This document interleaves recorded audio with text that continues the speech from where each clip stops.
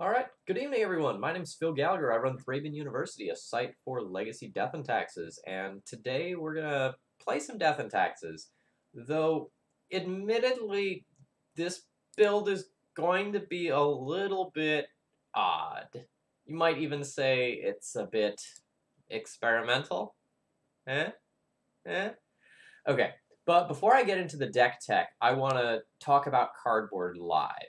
So for those of you who have been around the stream for a little while, you've been noticing that over the past few weeks I'm using Cardboard Live, and I've gone and like to just yeah, I know white faces. It was bad.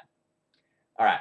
So Cardboard Live now has a new version of their extension out. So rather than the little like card with a microphone on the left hand side, you can see a set of cards that pops up the hand, and then the little circle towards the bottom will go ahead and close the deck list. If you have any thoughts on the sort of like new version of Cardboard Live, if you encounter any problems, if you don't like it or if you do like it, please let me know what you think about this, and I'll kind of like make this same plug a couple of times throughout the stream. Yeah, it's looking real good now. They had a visual overhaul, and some of the new features are slowly being implemented. It's going nicely. You like Cardboard Live in the sideboard personally? Yeah. Couldn't find it when I did a search up here though, so it's just on screen instead. All right. So I had this idea, and I shared this idea in what a variously named Facebook chat with a bunch of high-end grinders, and everyone told me that I was crazy and that this was probably bad. And I want to confirm or see if I'm right. So I had this idea. So Experimental Frenzy is a card that lets you look at the top card of your library, and you can play the top card of your library. But you can't play cards from your hand. That being said, you can pay 4 mana to destroy your own Experimental Frenzy, so you can start casting the cards in your hand. And I watched Mengucci play this like weird Storm Stream deck with this like card, and I thought, man, that card's sweet. And my next thought was, how can I break this? And being an Ether Vial guy, my first response was, wait a second. If I can't cast, if I can't play the cards in my hand, that doesn't matter if I have an Ether Vial. Arkin, thank you very much for the host. Your viewers are about to see something a little bit special. So the idea is you play like normal red-white taxes for game 1. And then anytime you play against one of these like slow controlling decks, like Miracles or Grixis Control, you go and you board in these experimental frenzies, so that like you can play multiple cards a turn off of it, and if you get an Ether Vial or you already have one, then you can start dumping the stuff from your hand as well. And I'm kind of hoping that Experimental Frenzy reads something like draw 2 to 3 extra cards every turn. That's the plan. I think Experimental Frenzy is a really good card. I think more people should be brewing with this card. I don't know how to break this, but I feel like there's potential to do some silly things here with this card. I saw it in a Storm deck. I think conceptually a deck like Burn could use this to like just like keep firing spells off the top of the library that get your opponent dead really quickly. But I'm not entirely sure like that Burn needs the help against those sorts of decks. I don't know if we're supposed to like shove this into something like Goblins. It seems like they already have enough card advantage, so you don't need to do that. But I do think this is a real legacy card, so I want to try this out. Chrome Mox would be acceptable. All right, so the rest of the core here is sort of a typical red-white D&T deck. I kind of took the core that I had before, and I think I like added a Palace Jailer, Ballista, and a Spirit Keeper over 3 Vryn Wingmare. Vryn Wingmare not great with Experimental Frenzy. And because I want true red sources to cast this, I cut Cavern of Souls for, I think, 1 extra fetch, 1 extra plains, and 1 extra plateau, or something approximating that. Yeah, so this stream is an experiment. This is just like me conceptually trying to figure out if what I want to do here is good. Yeah, I'm with you, White Faces. You get my seal of approval here. Let's just get into some matches.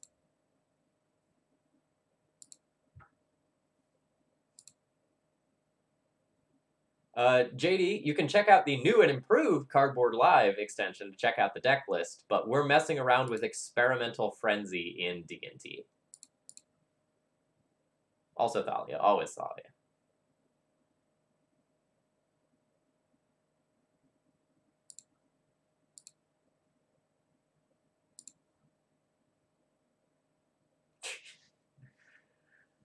I just want to know.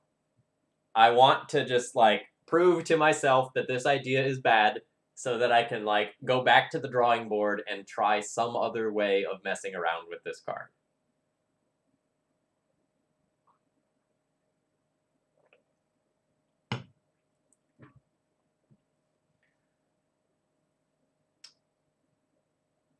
So, like...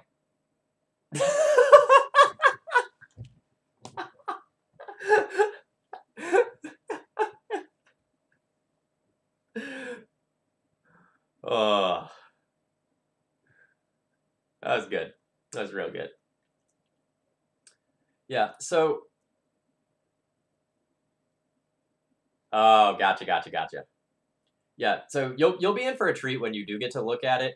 There's a visual overhaul, and it's starting to look much crisper. The icon is a little bit more prominent now.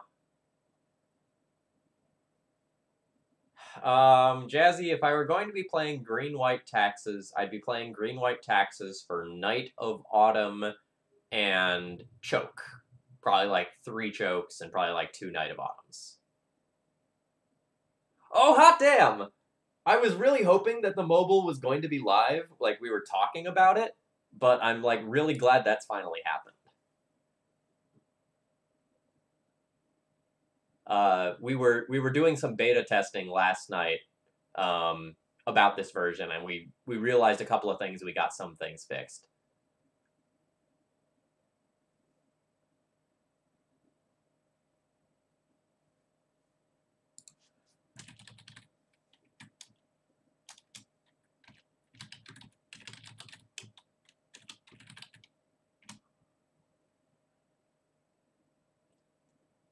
So my opponent's a combo player. Looks like lots of Ant and Depths. This hand is not particularly good against either of those. This hand's fine.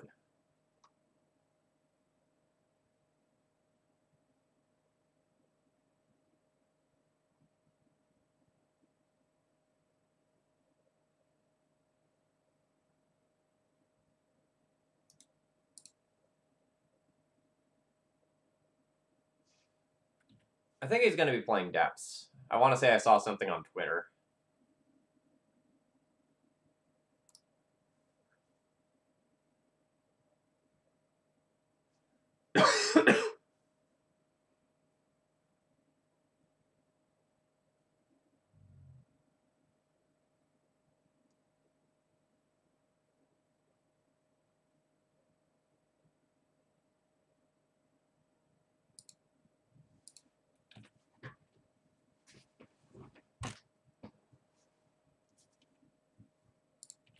Yeah, I'm super stoked about the appearance. And, like, you can click on the cards to, like, zoom in on the cards now. If you just hover over them, you can, like, kind of, like, get a excuse me, a diagonal pop out of the cards. It's neat.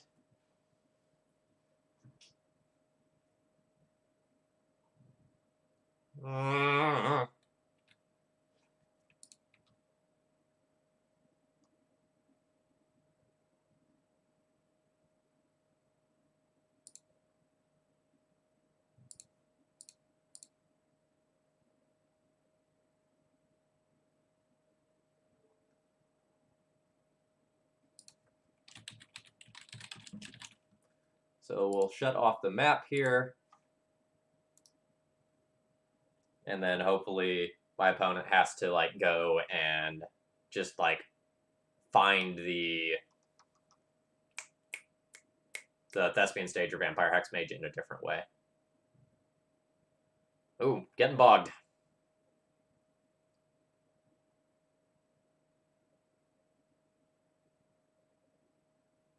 Captain QC, I think you're thinking of someone else. I don't keep up with all the Magic drama, but I think Rodrigo's largely a good dude. Roadkill on, thank you very much for throwing your Twitch Prime money this way this month. I really do appreciate your support and enjoy your Thalia emote.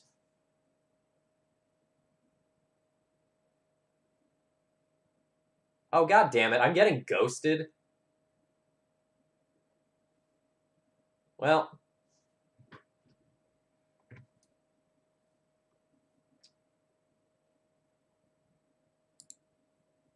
Fuck this guy. I take everything back.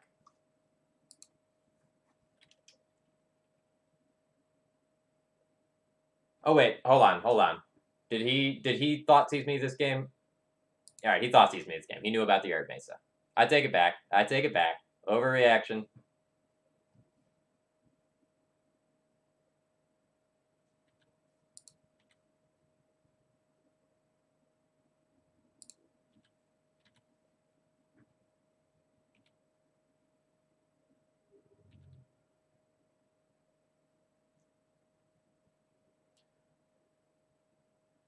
Alright, how do I want to progress here? I could just, like, make a ballista. I can just, like, put a clock into play with Flicker Wisp, which I don't hate. Well, I'm probably not porting him anytime soon. I don't need to. I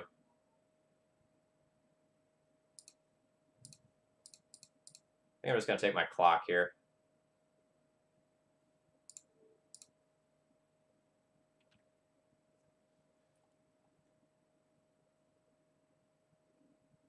Assuming that my opponent has to end up, like, fetching,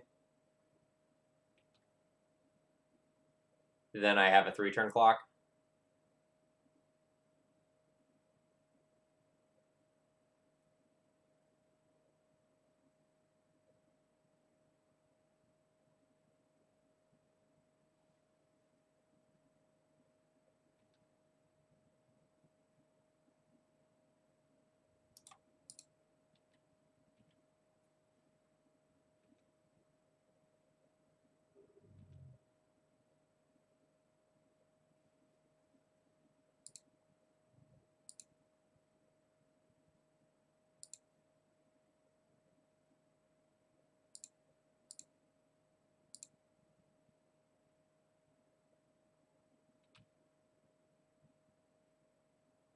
I'm playing out this Arid Mesa because if my opponent ends up playing an Urborg, then that can tap for colorless mana, which may become relevant.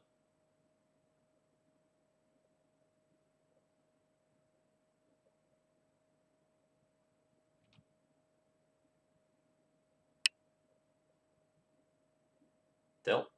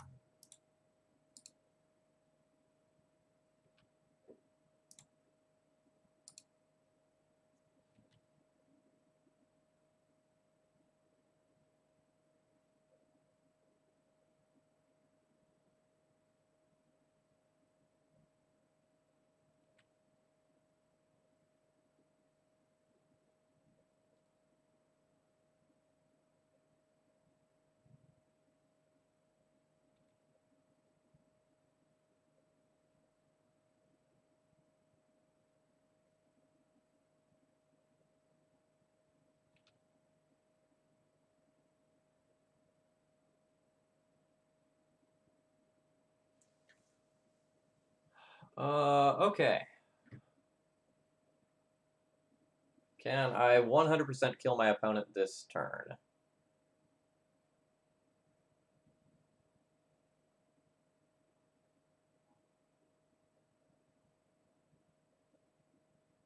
I can pump Flicker Wisp once, move to Revoker,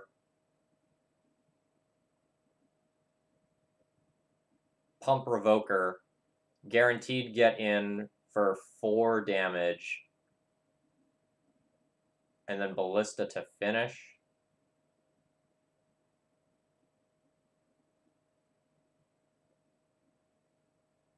No, they can activate stage at any time.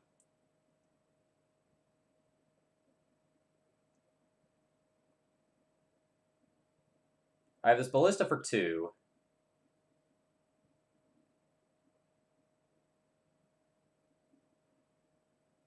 But if I re-equip, that doesn't work.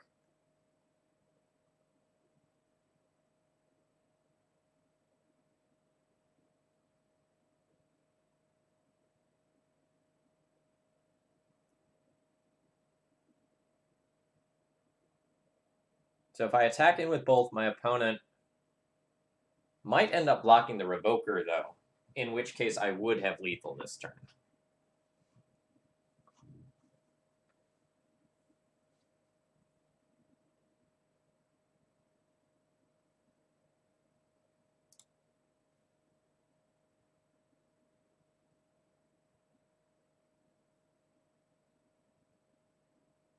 Well, my opponent's dead on board. They have to commit to the Merit Lodge.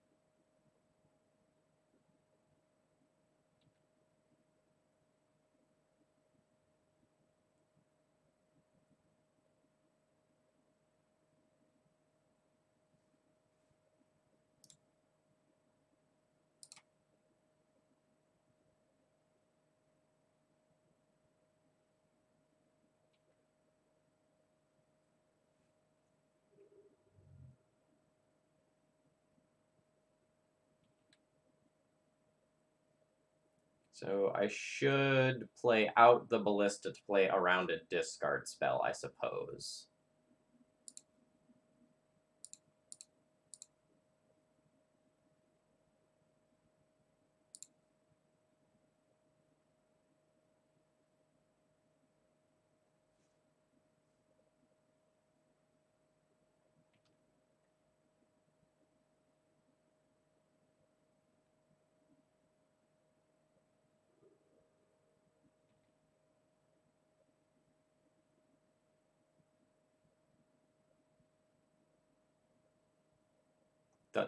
The Thoughtseize? Oh, I guess like Thoughtseize doesn't work. He's at 2. But yeah, an Inquisition would do it.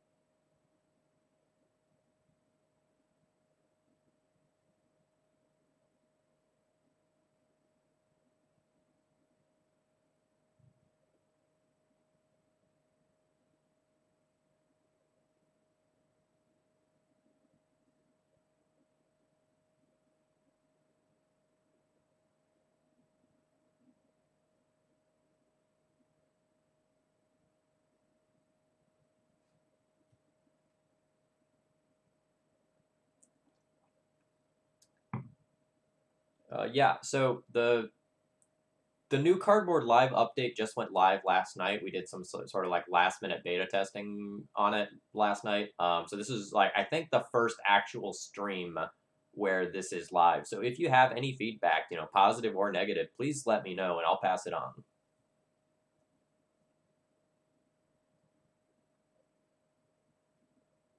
In what regard? Do you want more? Do you want less? Do you like it the way it is?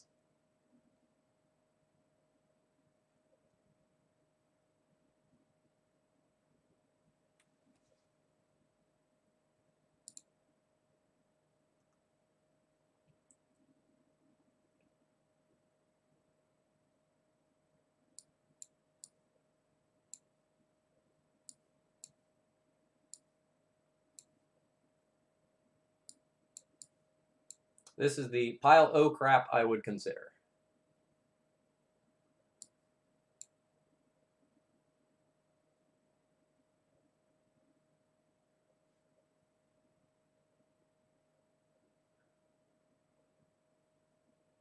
I think the opacity as a whole is good, but I'll bring up that conversation. Thank you.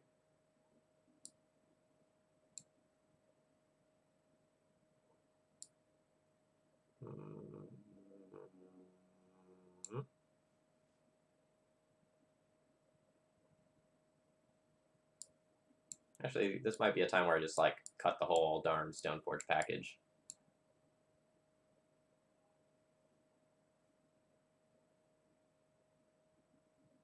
It's just a little hard for me to read the deck list while crap is going on behind that. Let me...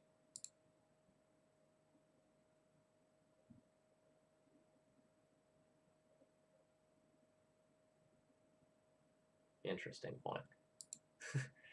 Well, Mark, that's a great question. This is like Phil wants to see if Experimental Frenzy is a viable sideboard card versus control because you can crap in your cards with Ether Vial while just playing off the top of your deck.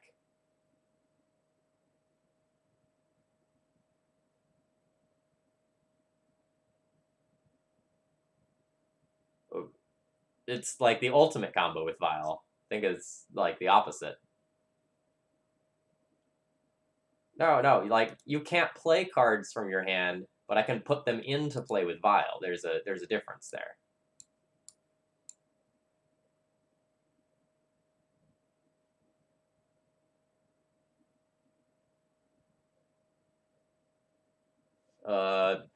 That is a good point.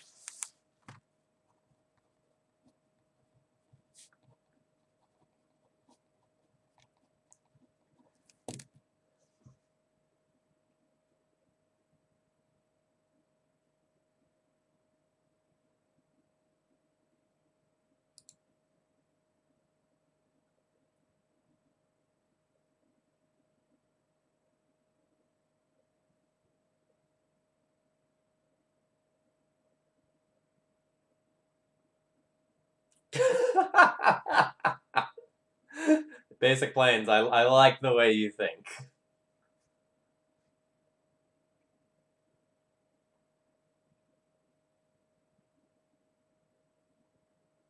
Multiple answers to a Merit Lodge here, but no ability to go and do anything proactive. So this one's got to go back.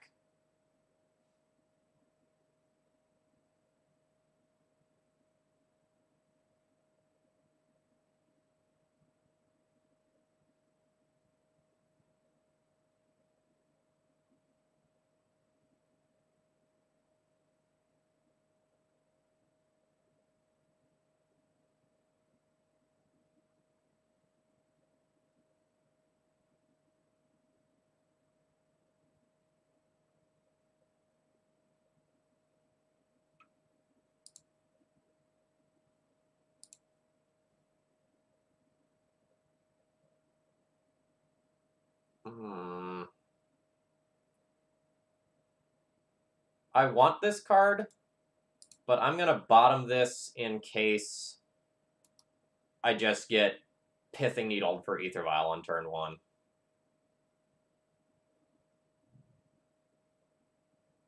Super glad I bottomed that. Maybe for 2 different reasons. Although this could also easily name Wasteland. Or Caracas.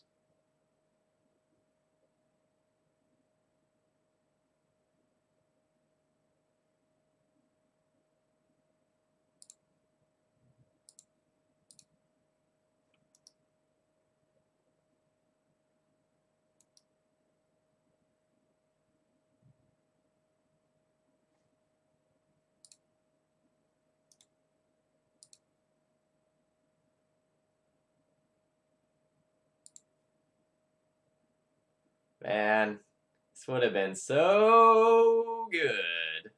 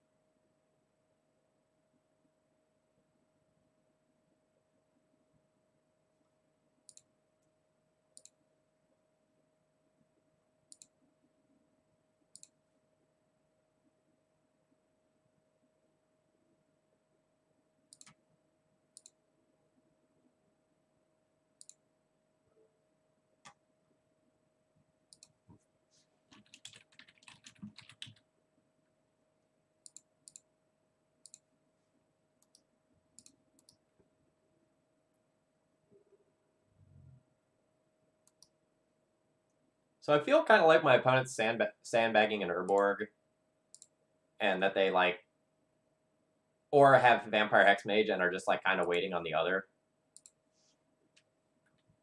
I have no evidence to back this up, but it's my gut feeling.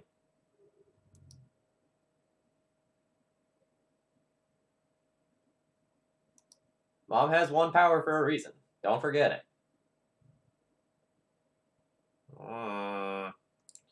God, I hate this new Moto update so much. So much. Having to, like, always click on your vials, even when, like, you've auto-yielded to them, is really frustrating.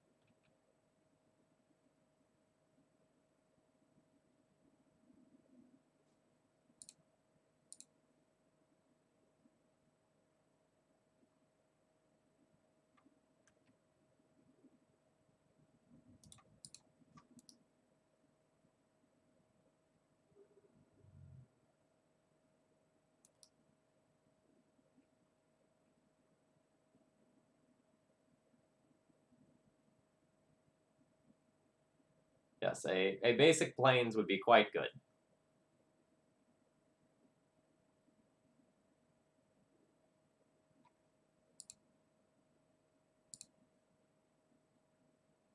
Speak of the devil.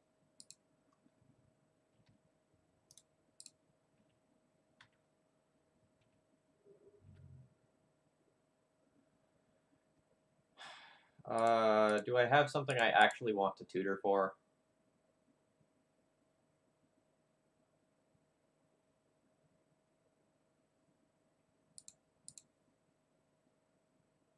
I don't just want to run out Thalia because, you know, Caracas. But if my opponent just has, like, a Spirit Guide, they produce a Merit Lodge and I die.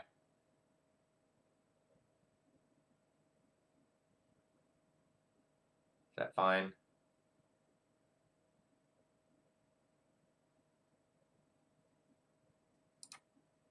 I think that's fine.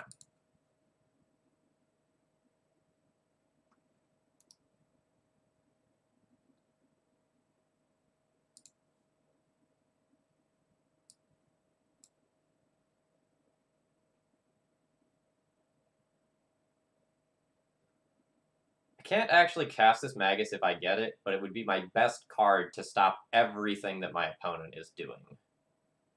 And just about everything else that I would get either doesn't matter or requires me to get another white source anyway. So I think I'll take the Magus.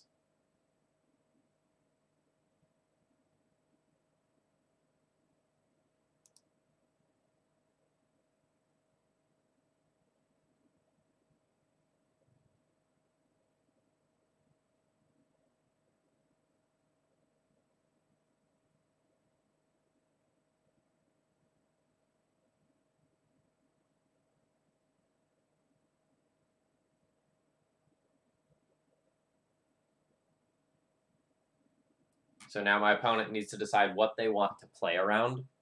So doing it right now plays around a wasteland or wasteland-esque effect, which is currently shut off.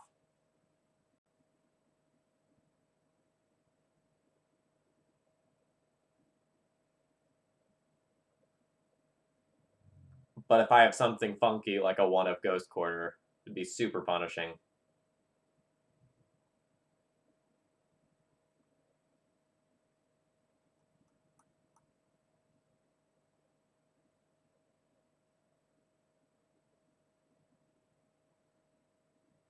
An Urborg. Okay.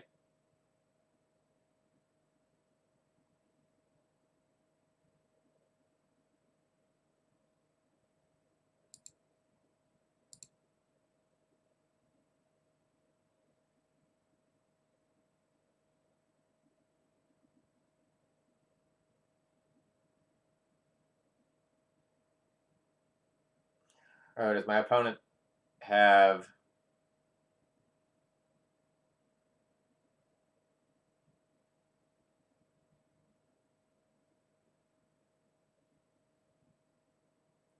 My opponent might have the thing that lets them sacrifice it immediately. So if they play Urborg, they could go like 1...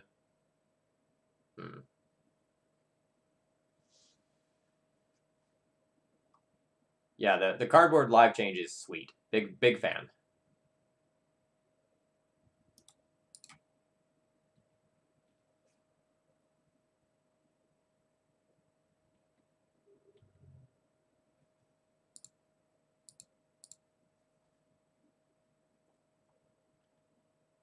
So note that me playing out one more Mom isn't really going to do anything. I'm just going to see if my opponent misses bouncing the Thalia.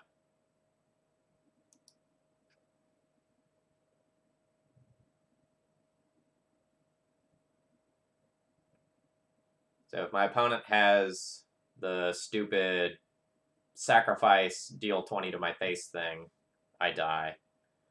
I guess I could have left up Swords to Plowshares to Swords to Plowshares one of my own creatures to go to 21 life. That was a punt. Although, like, if they gain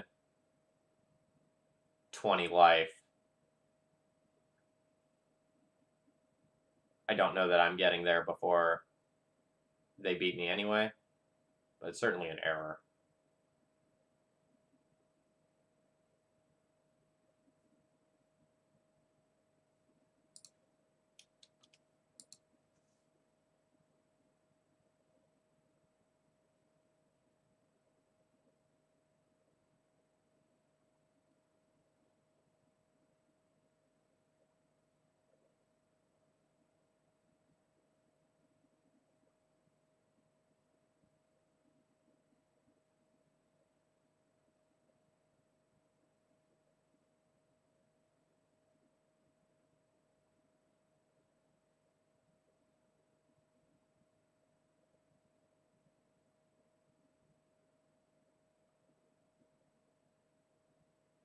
Yeah, if it's taking this long, I don't think I'm dead.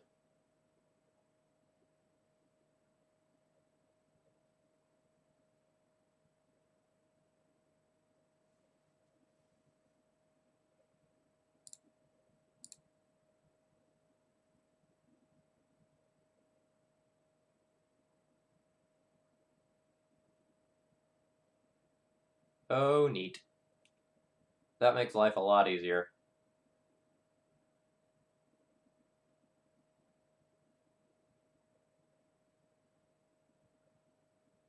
How do I best win here?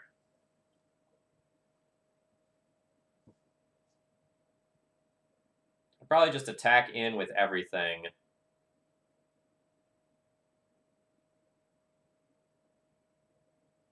And then just Palace Jailer the token.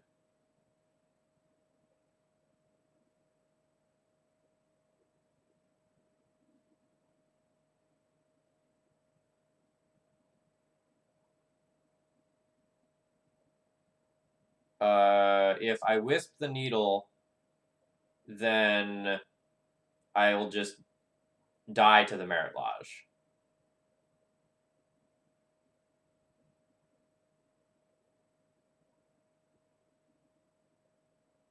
Like, I'll just be like one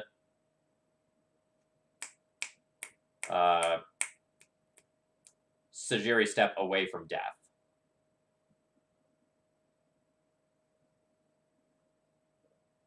Well, okay, I guess the Magus would stop Sajiri step from working.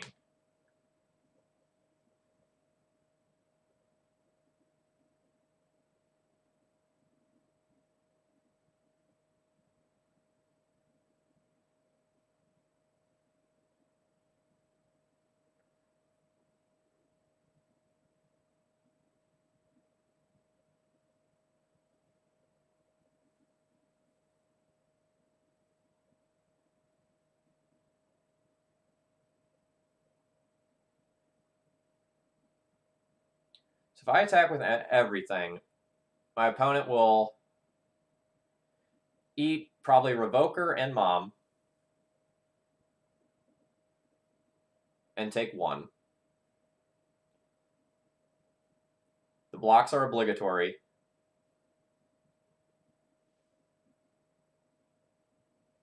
But my opponent could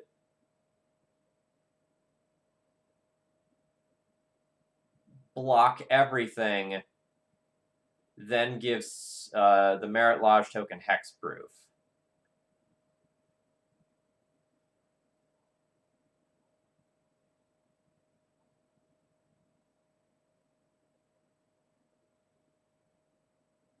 This spot's neat.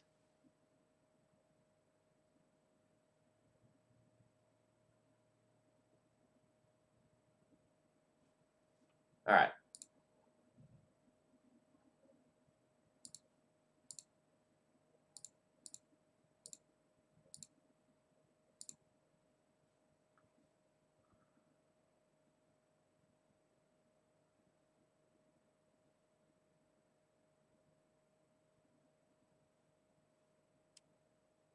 I'll let you figure out why that's not going to work.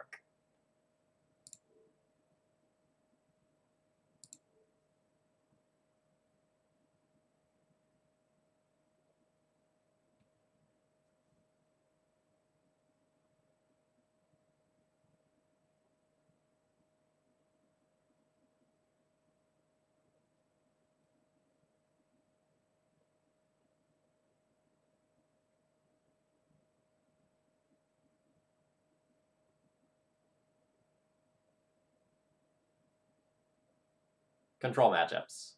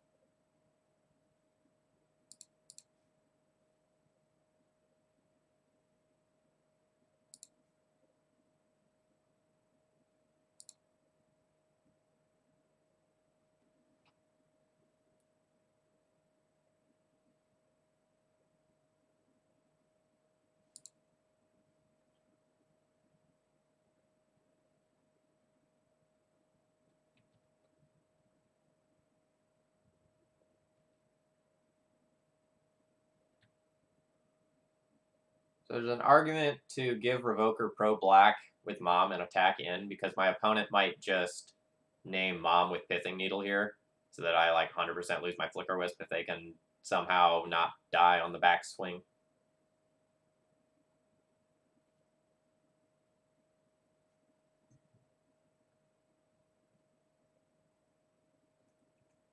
Yep.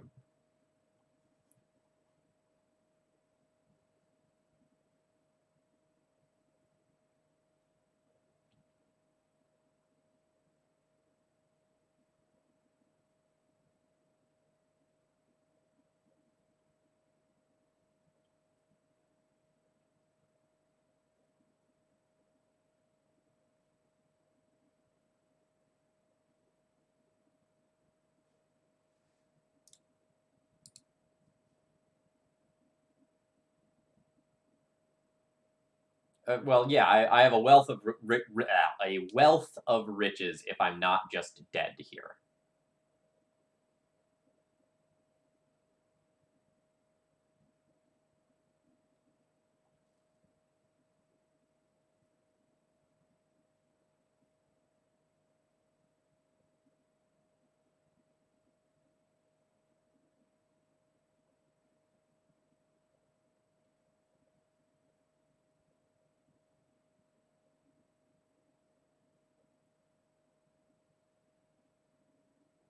Yeah, I agree. It doesn't make sense for him to have a a right of consumption here, because like last turn it was just a kill.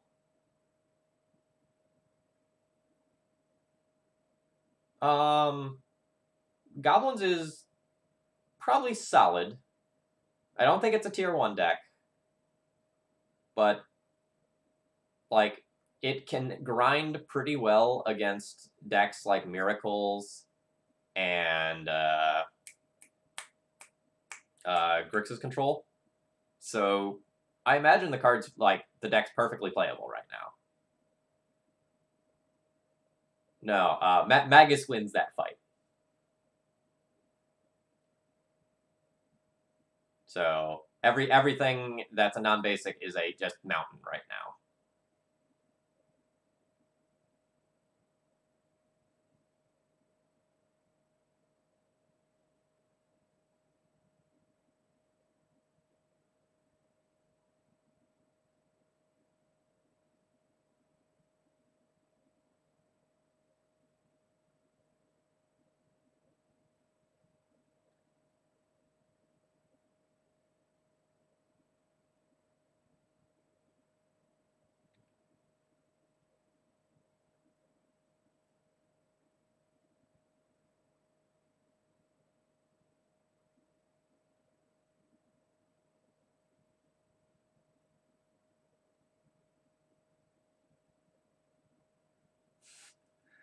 Snow Red.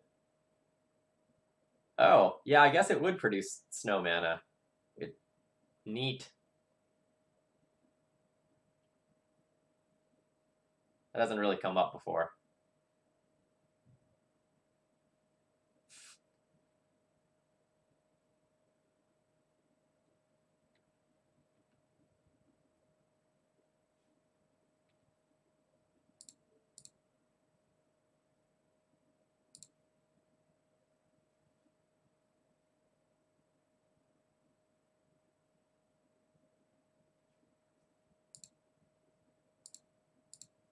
Yeah, so if you click the little cards that are on screen on the left-hand side, it'll pop out the new Cardboard Live extension.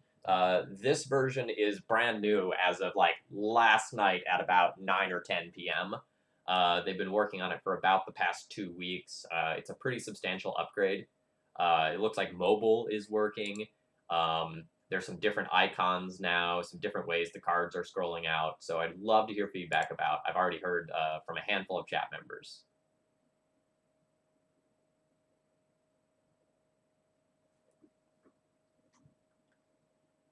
I think I think life's really tough for a Storm player right now. I think I saw uh, who was it? Like Caleb going and like playing Dredge. Rodrigo is messing around with this deck. I don't know that this is like serious stuff. But making 2020s is really fun.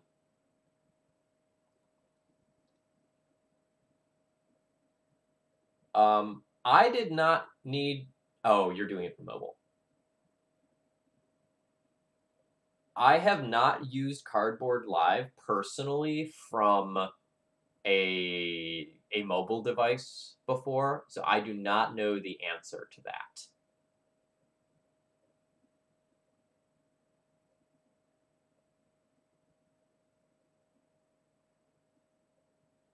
Can't be more helpful there, unfortunately. Sorry.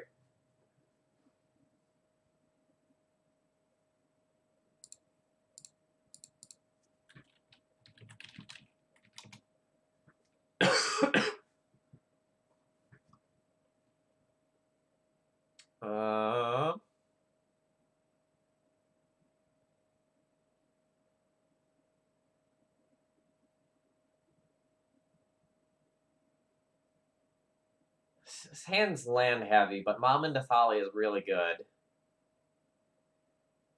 I'm going to begrudgingly keep this and hope that I draw another piece of gas that makes this decision to keep worth it.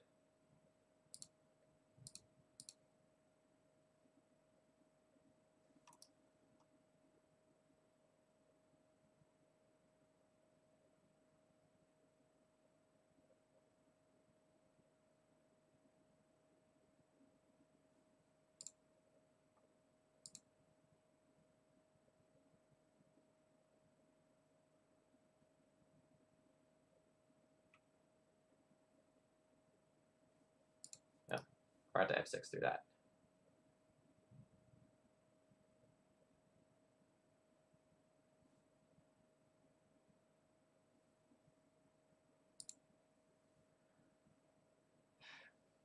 So like this 5-lander is the sort of hand where if I draw like a port or something like that, it could be very good.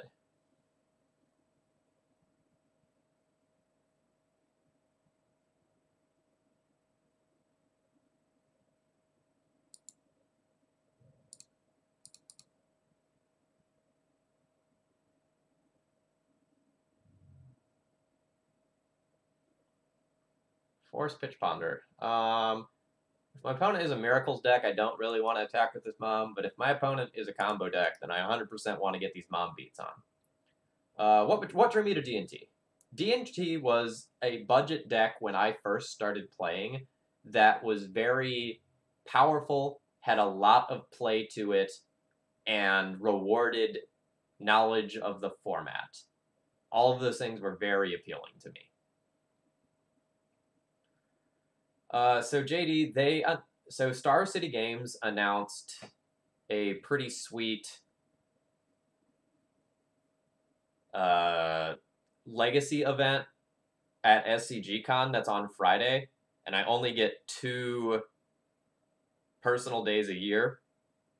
So I have to choose between going to EW or going to the legacy event that's in town here. And I'm leaning pretty heavily towards the in-town event. Lewin, because I put this deck list together in literally 10 minutes. No exaggeration. It was like about 6:35, and I went, crap, I didn't put my deck list together for tonight. And I threw it together.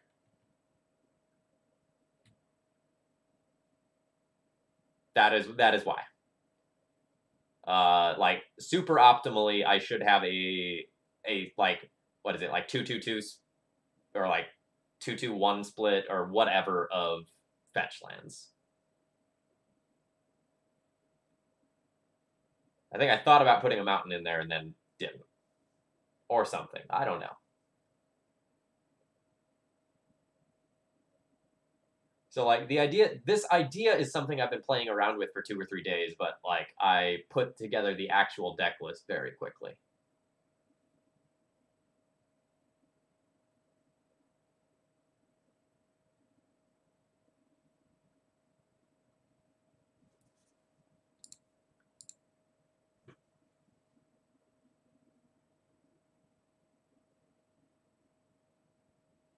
Yeah, so if I'm playing 6 fetches, it should be 2-2-1-1.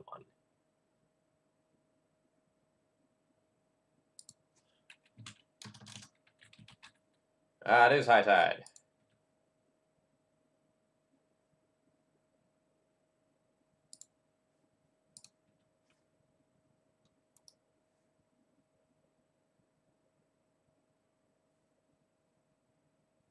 Sorry, I just found an error that I need to clip for Cardboard Live.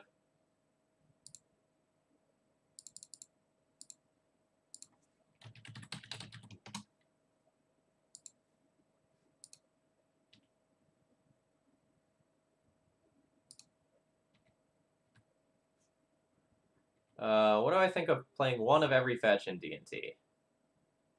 Just like regular D&T? Seems weird.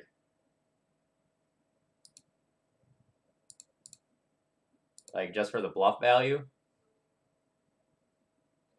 High Tide is a very bad matchup. Very, very, very bad.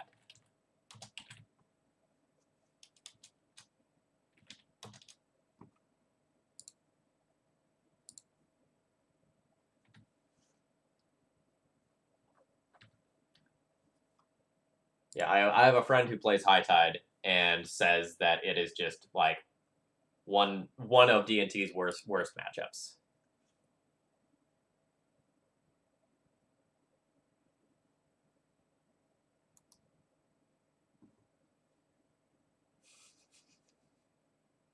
Strong. Alright, my opponent has double High Tide. That does not bode well for me.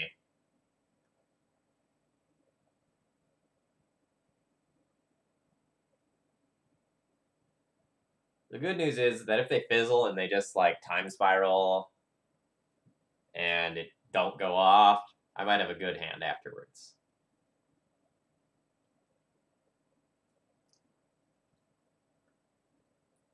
Yes, Birth Control. The first High Tide counteracts Thalia. The second High Tide beats Thalia. So while a lot of combo decks, like, just can't go through Thalia, High Tide can brute force through that pretty easily.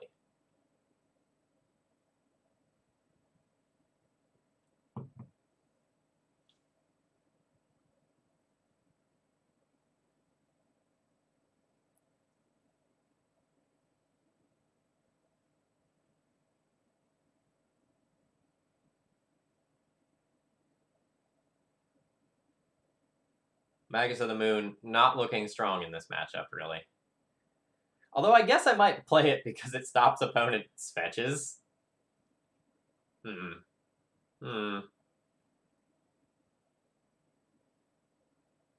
Did my Chalice Maverick deck list get published? I didn't think I 5-0'd with that. Oh, but I did stream with it, right? I don't remember.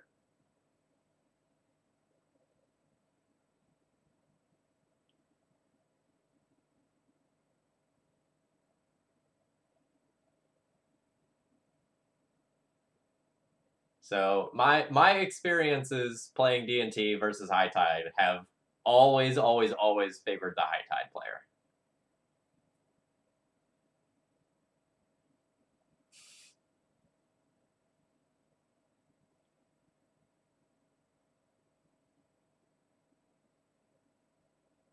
Yeah, I don't think Chalice and Maverick is unreasonable. I think I got a 4-1 with Chalice Maverick.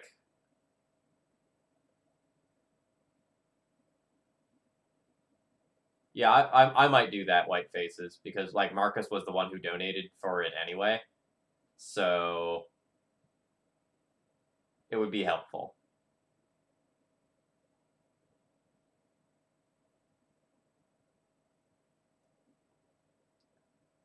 I don't love playing against, like, a deck like High Tide because, like, you just sit there and see whether or not they can actually kill you. And a lot of times the answer is, like, maybe. You don't actually know a huge portion of the time until relatively late on whether or not you're 100% dead.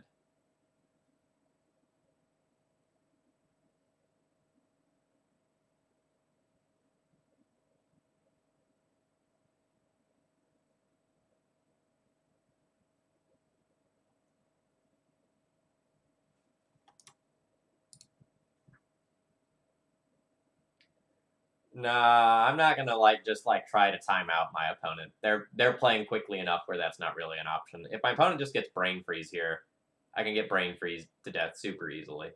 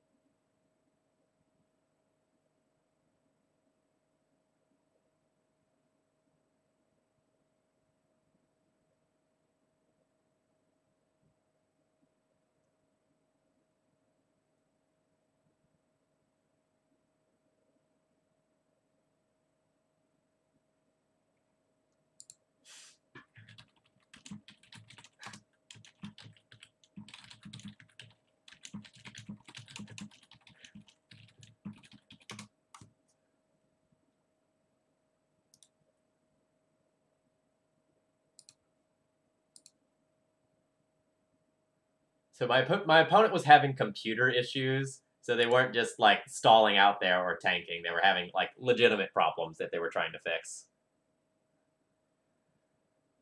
All right. Surgical's fine. Recruiter's fine. Relic Order's okay if they're playing candles. I'll probably rest in peace as well, even though it's a super non-bow with surgical. Keeping your opponent from shuffling those high tides back in can be relevant.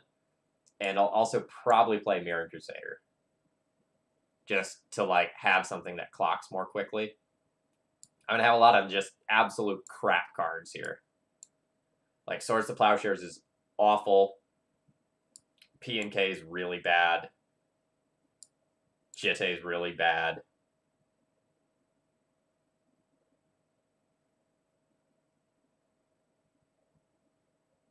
But Relic Order is definitely better than every other card that I've boarded out so far. Just unquestionably.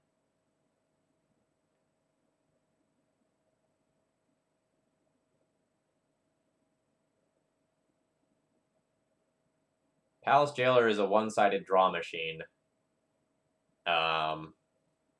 Because my opponent can probably never become the Monarch. Some builds have Snapcaster Mage. But Ballista's terrible too.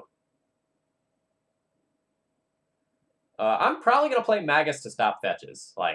To be honest, we have a lot of really bad cards. My sideboard is not built to beat High Tide. Yes, I know all my cards are bad. So I don't have Chalices here. I don't have Sanctum Prelate. I don't have Aethersworn Canonist. I don't have the typical stuff here since I'm trying something new. So we're just dead.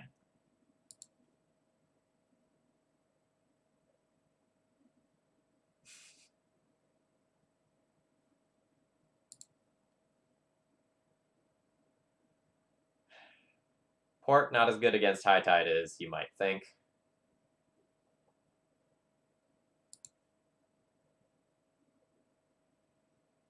At what point do I just keep the Aether Vial hand? Kind of need to mull towards Thalia. It's about all I have here.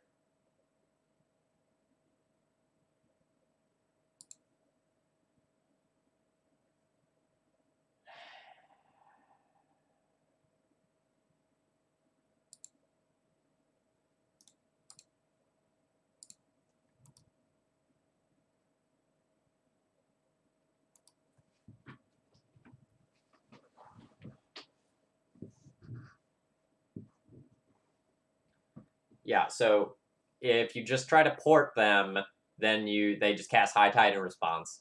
And if you try to wait until they High Tide to port, then you've denied a whopping 1 mana. It's rough.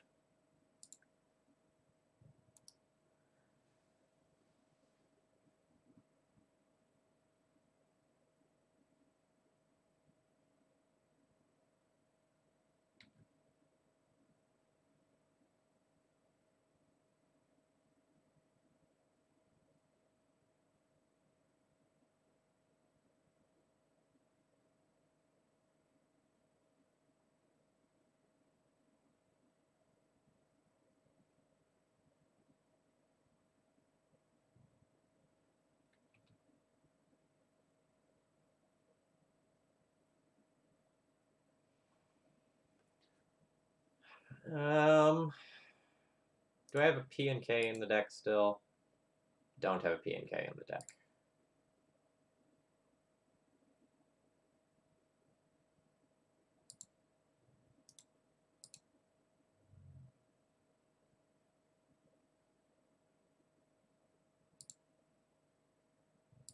I think I'm going to take my marginal thinning over the course of the next couple of turns. It's going to be like, you know, a 1% difference or something silly like that. So it's not much of a big deal. Like, bordering on the point of, like, mathematically irrelevant. But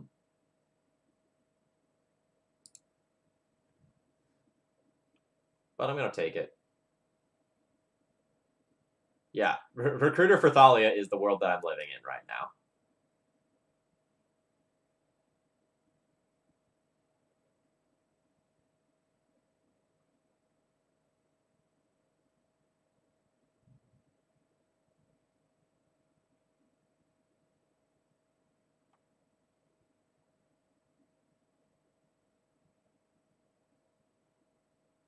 Oh, great. This card's bugged, so I'm not going to be able to do anything.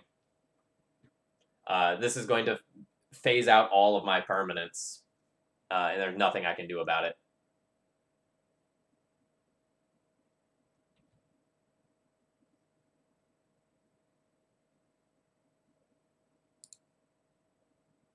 Oh, wow, it wasn't bugged this time. That's surprising.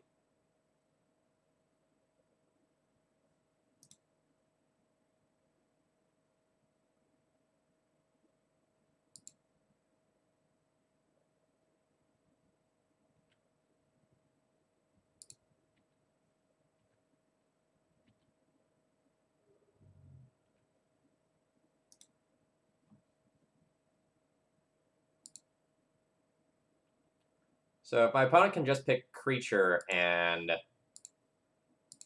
phase them all out, then Thalia does nothing, and I should just play Palace Jailer.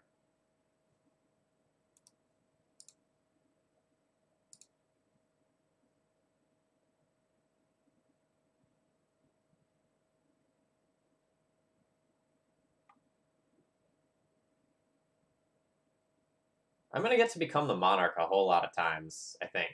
Or wait, no, these aren't going to enter the battlefield again. They just phase.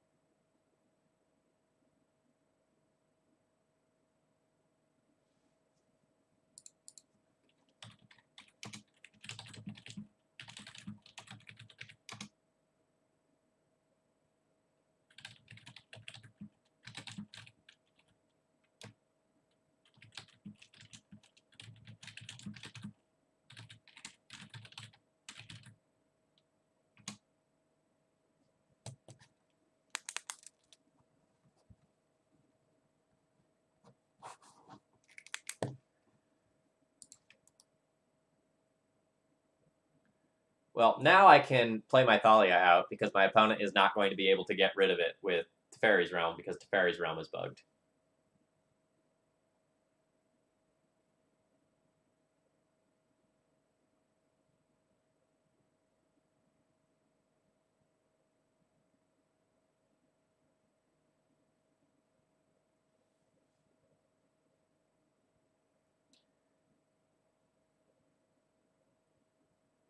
Phasing was a cool idea that didn't really pan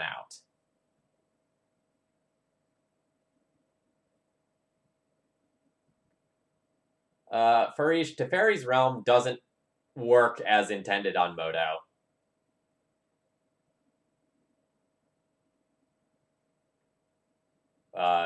It's been bugged for a long time. It's never been fixed. Hazard392, thank you very much for throwing your Twitch Prime money this way this month. I really appreciate that. Enjoy your Thalia emote, and thank you for supporting my channel.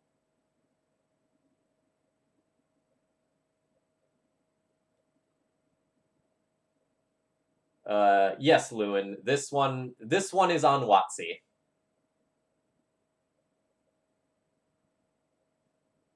When the cards don't work as intended, you get a free league.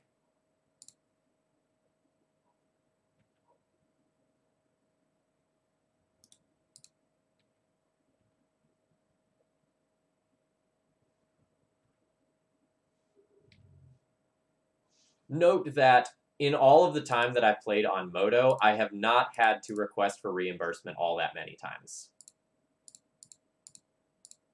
It is relatively rare. Most of the times have been to Teferi's Realm.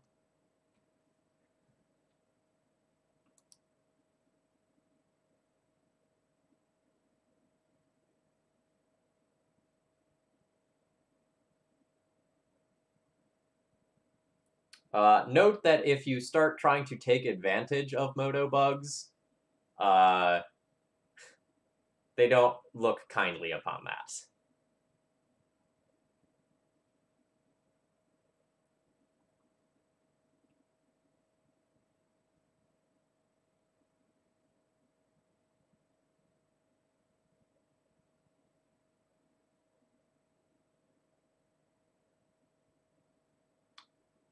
So I got a reimbursement for a Mother of Runes bug where it wasn't like visually displaying protection on Mirren Crusader.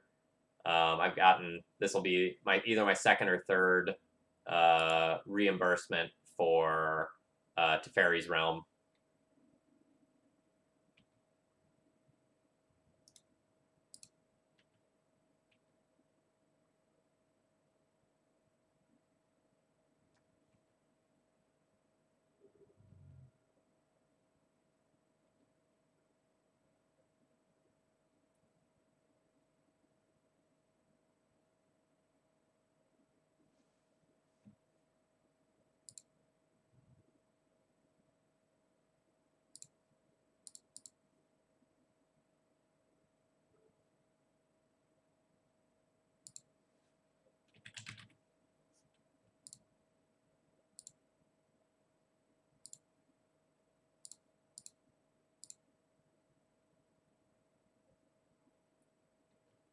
Well, Teferi's Realm just doesn't let you select the card type that you're trying to select most of the time.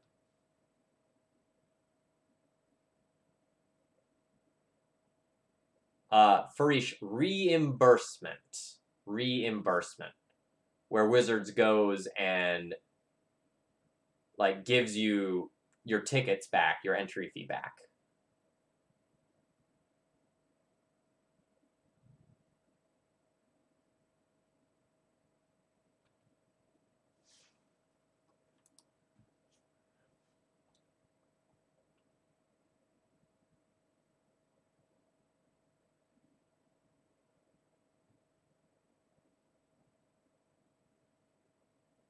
So, like, earlier in this game, my opponent couldn't select creature to exile my stuff, for example.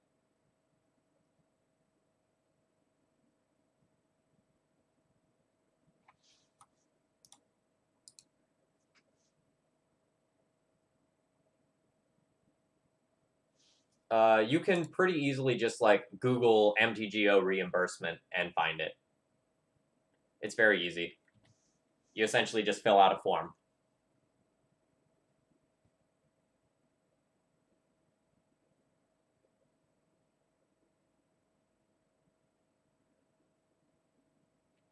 All right, this can draw me into a surgical. Nope.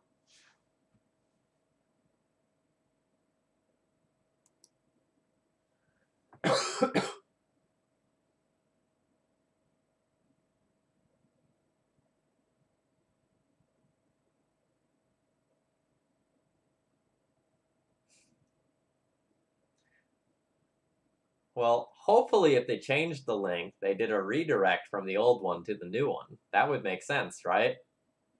Right? Chat?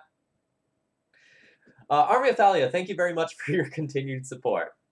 The fuck are we facing right now? It's High Tide. Or Teferi's Realm Control. Whatever.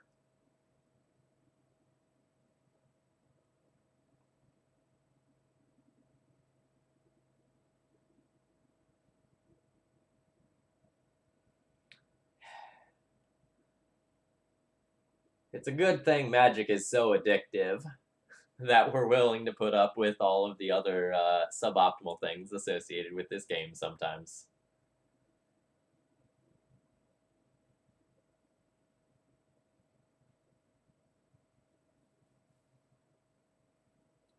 I'm gonna get you to a Bits Cup soon. I'm gonna try out Streamlabs sometime soon and see how I like it. I want to do some like retooling of the stream. Pretty it up a little bit now that like I'm kind of like taking it more seriously now that like more donation money is coming in. Want to make your viewer experience as good as possible, and like Cardboard Live's a big part of that, but I want to pretty up some of my own stuff too. Can probably do a little better than you know, things like this where I'm going and just like essentially taking a screenshot of something that I'm using and throwing it up as an image.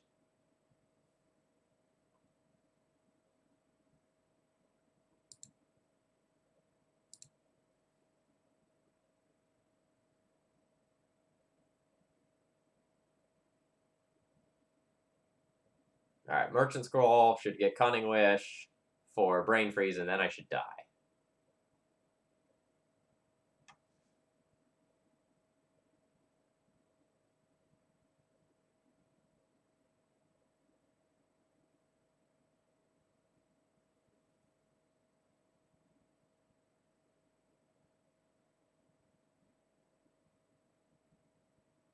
Or my opponent can just Brain Freeze me as well, or Blue Sun me.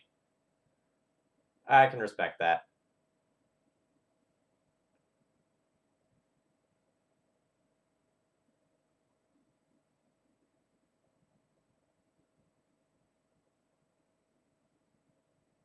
I'm going to wait to see if my opponent targets me or themselves with it.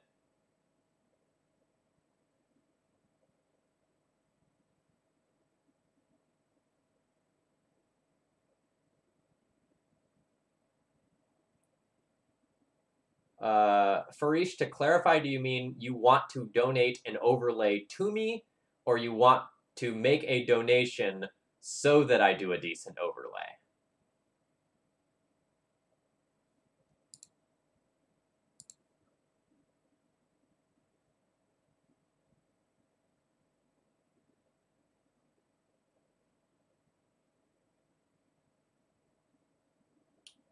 Yes, that is something that I would consider.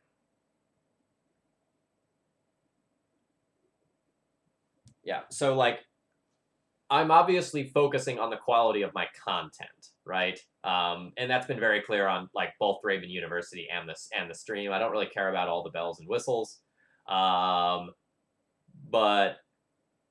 I should probably put at least some more minimal amount of work into what I'm doing than what I am.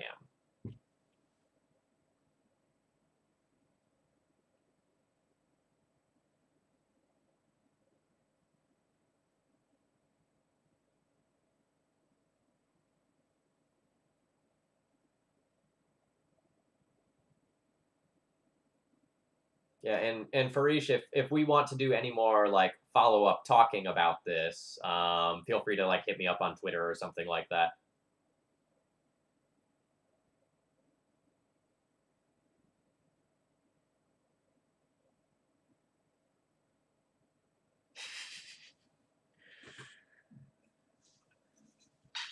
Say no miracles stream.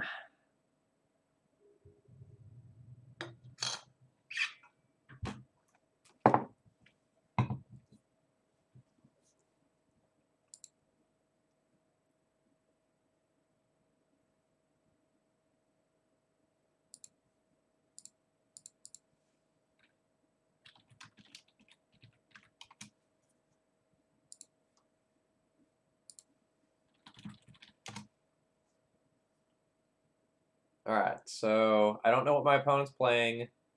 I'm on the play. I have a reasonable but not great hand.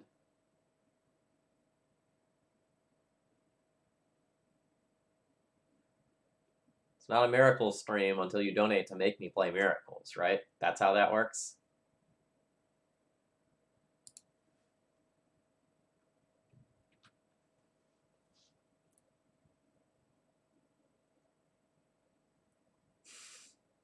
Just saying. Mom. Well, my walking ballista is going to be sweet.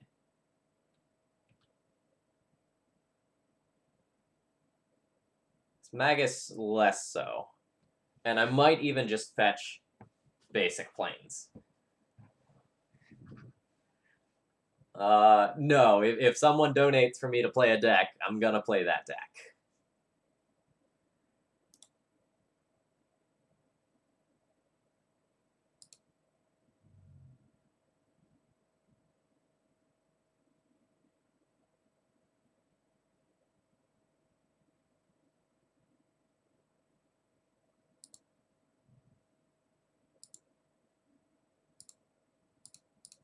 So I'm just gonna play Stoneforge here, and hopefully play this Walking Ballista on turn 4 for X equals 2.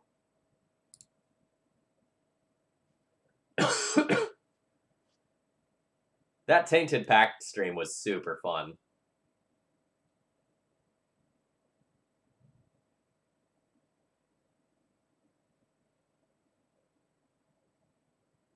Ooh, man. 2-for-1 setup is here.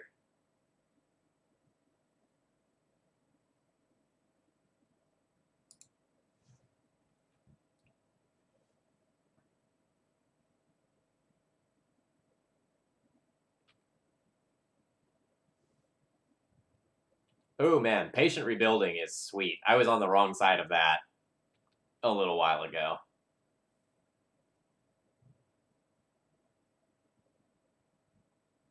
Oh, man. Oh, man.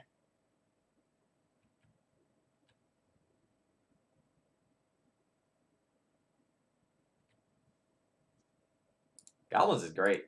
I really enjoy Goblins. Land, land, land, land, land. Oh, God, yes. Yes.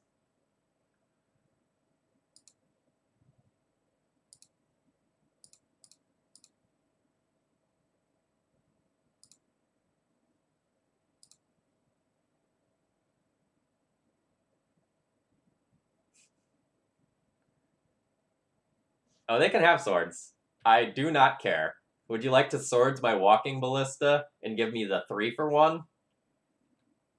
Because I'm fine with that.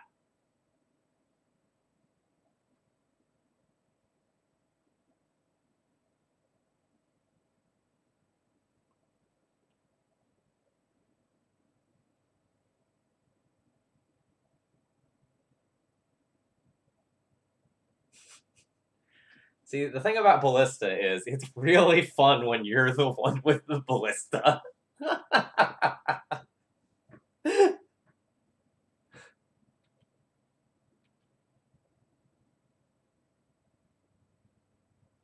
I'll just take this 2 damage. This damage is irrelevant.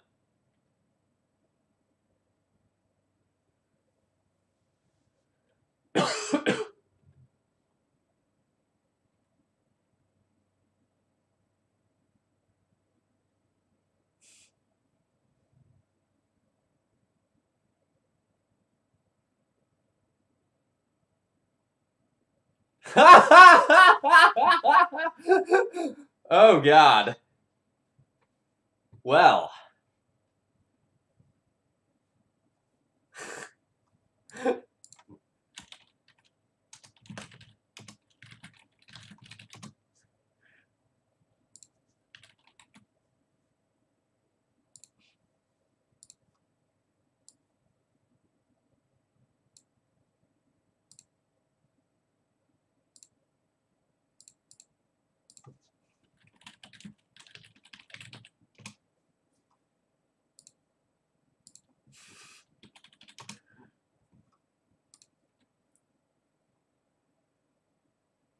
Alright. I want to draw a land. I want to draw a land real bad.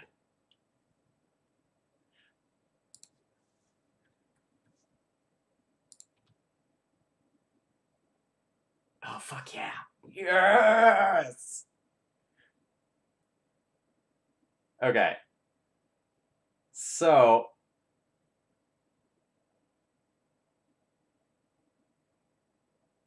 I can source the plowshares their ballista, then grow my ballista.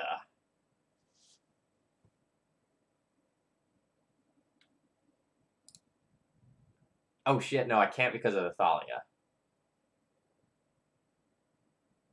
Awkward.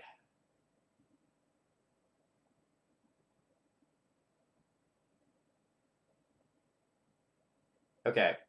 I can Flicker Wisp their ballista.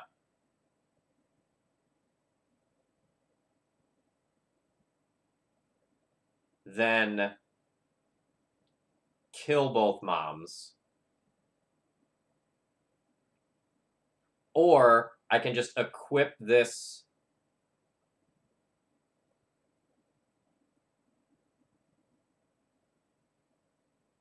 Okay.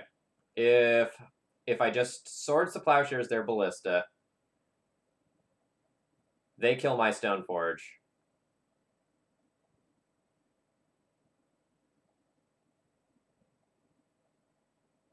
Oh yeah, I guess that's true.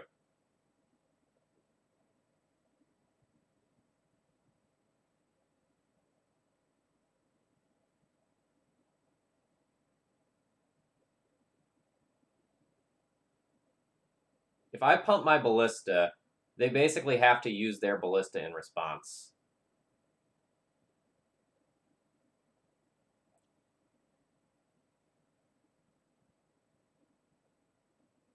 To kill my ballista. And then I would trade my ballista for both of their moms and that ballista.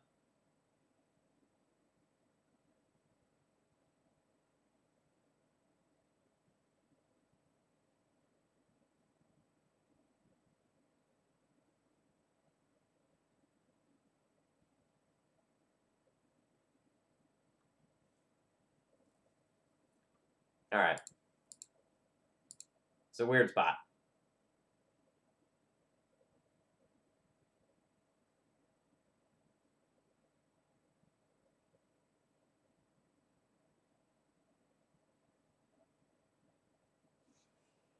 God, no, I can't. Stupid moms.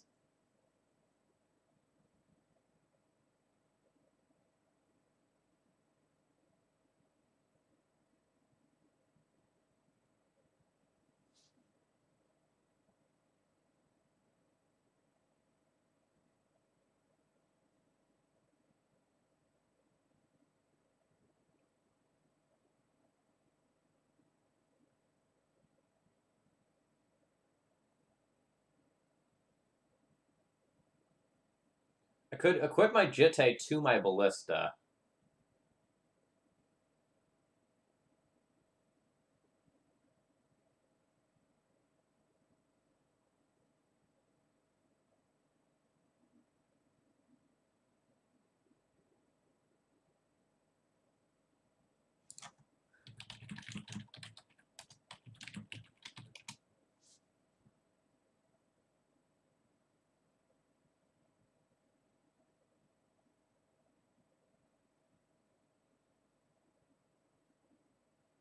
Alright, so I'm going to trade ballista for moms.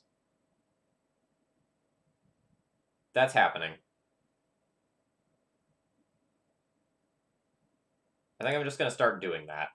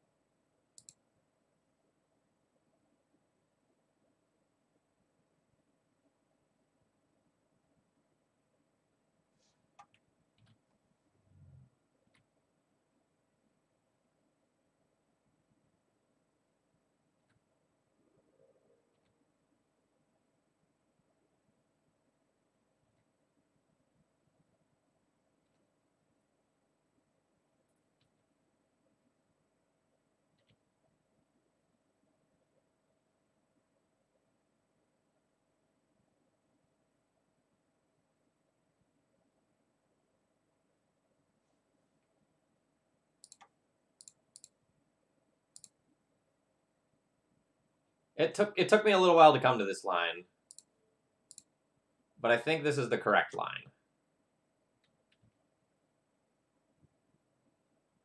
Note, I never would have spent this long in a paper tournament on this turn.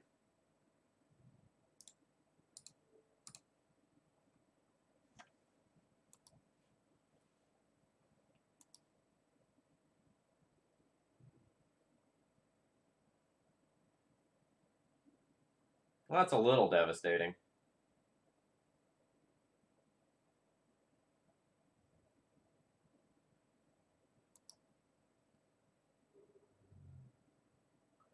But I still have this Jitte, so I'm not actually too worried.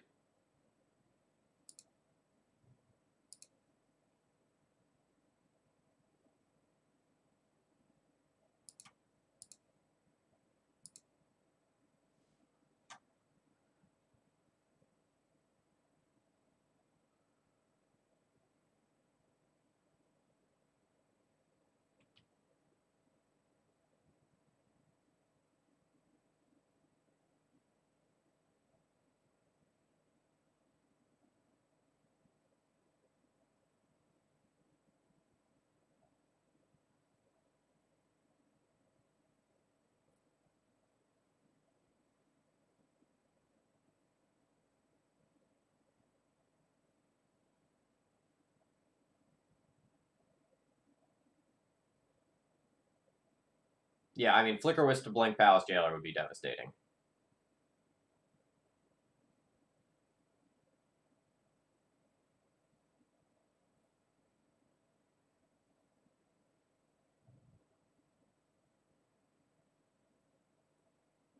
Yep.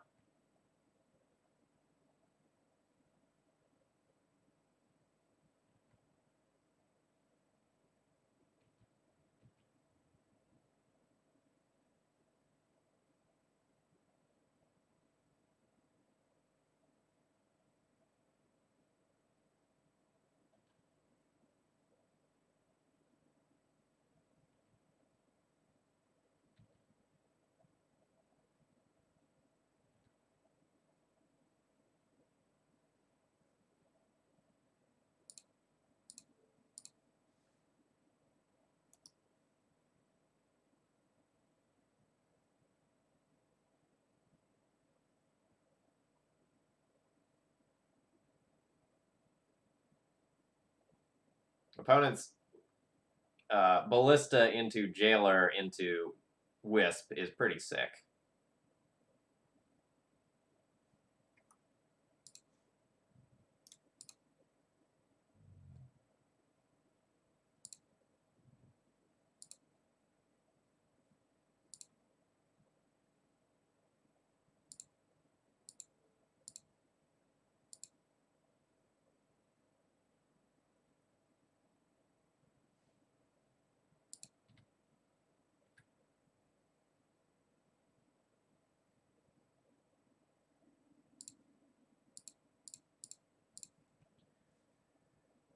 If they actually have the Swords to Plowshares, I want them to use it on their turn.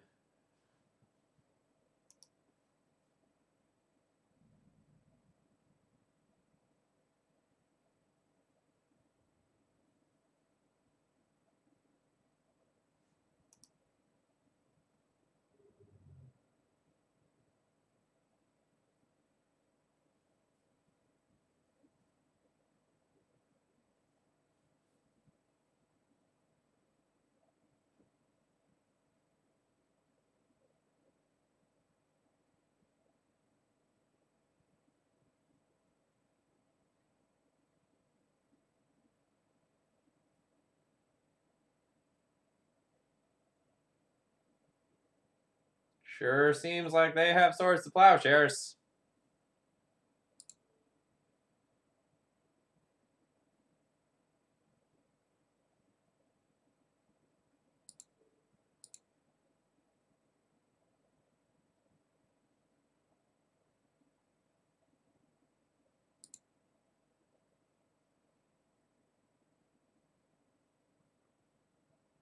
Yep.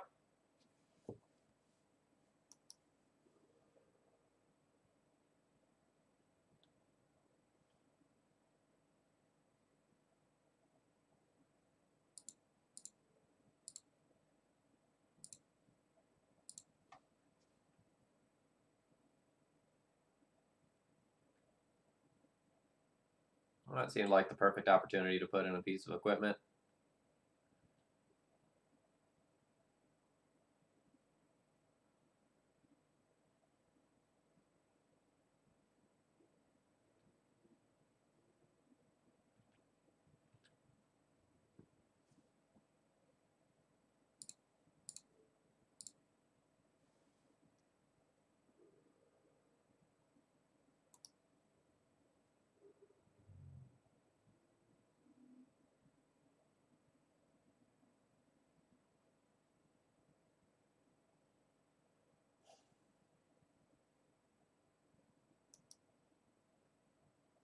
It attacked.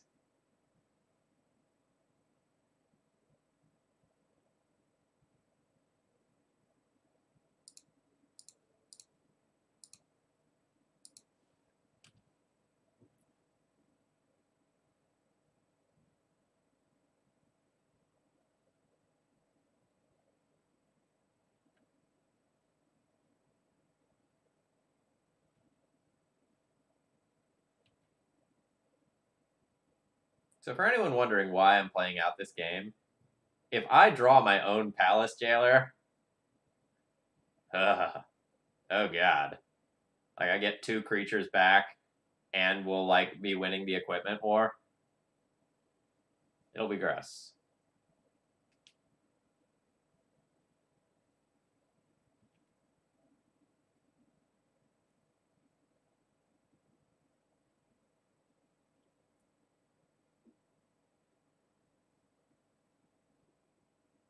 Yeah, that's what I wanted to see.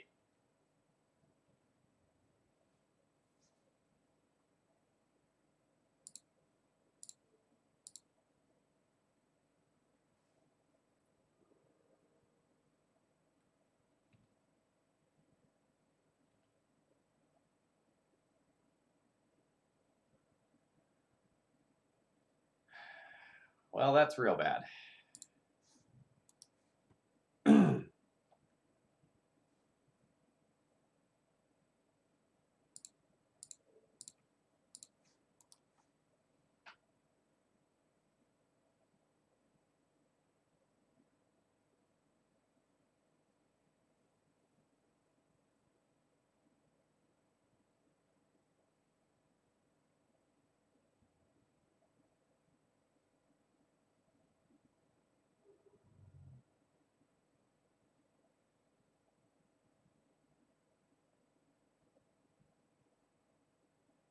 So basically drawing towards Palace Jailer at this point.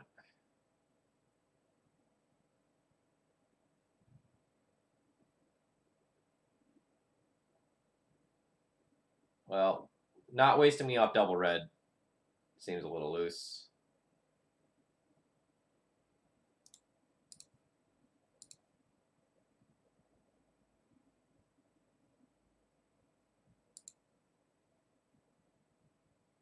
Alright.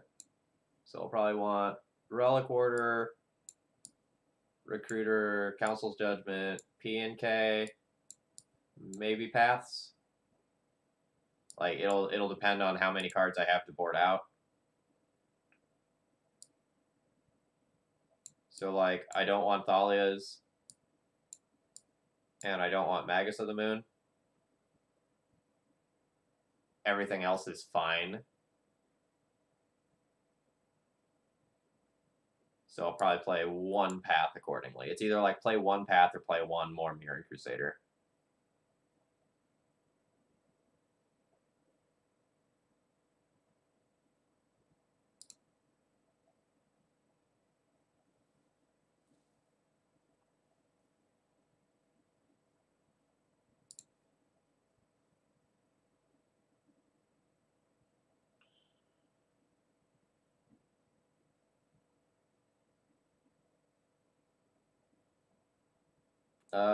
Merja, Grixis control, miracles, other slow, grindy matchups like that.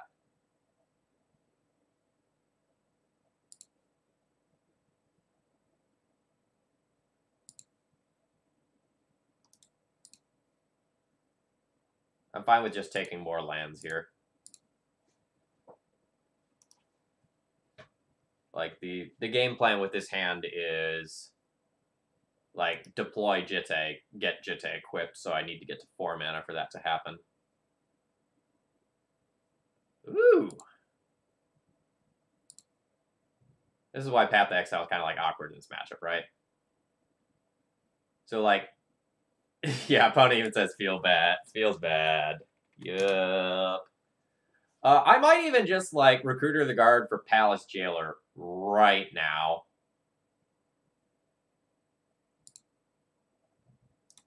Ignore my PNKs for the short term.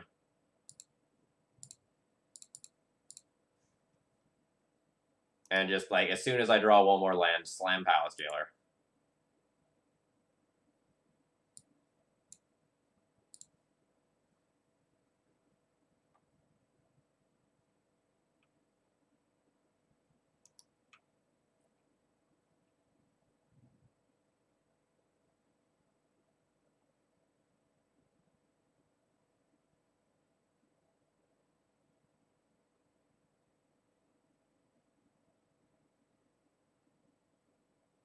Sword of War and Peace is very good.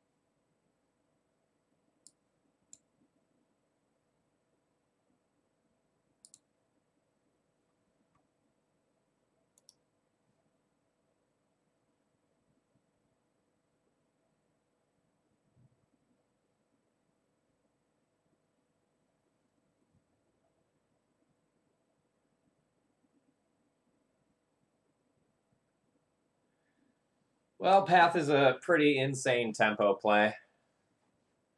I'll get to like path my opponent in response to equip and like essentially get to double time walk.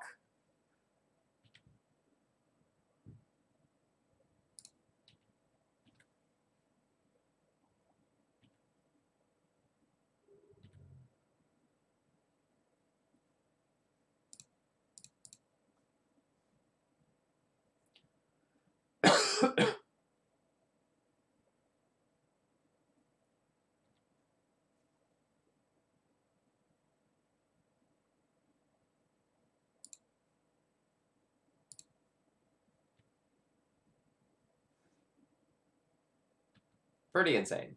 I would not run Paladin and back in my deck. Probably ever.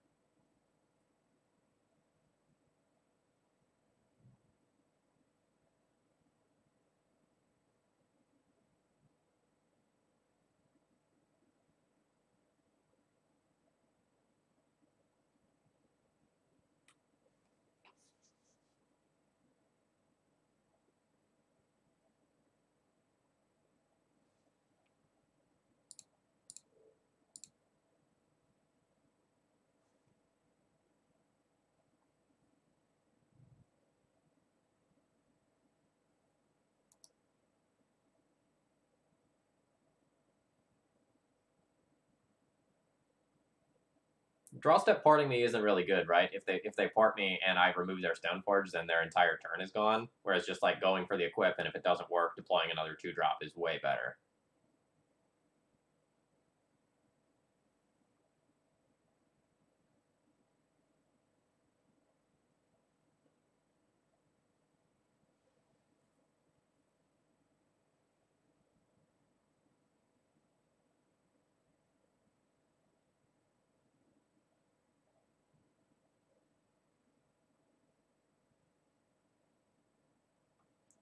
So I can either get active Jitte this turn, or get Palace Jailer. If I play Palace Jailer, my opponent goes something like Crusader Equip. That's kind of annoying. So I think just like getting Jitte counters is fine.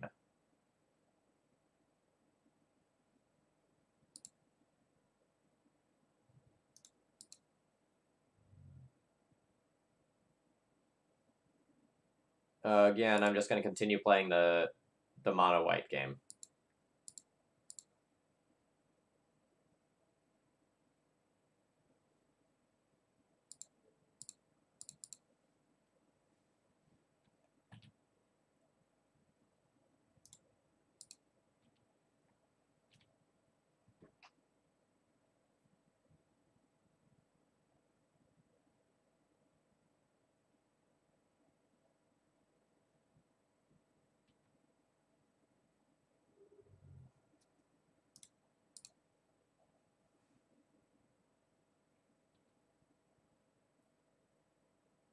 So that's a very telling block from my opponent. That means they do have a creature that they want to get equipped with Sword of War and Peace.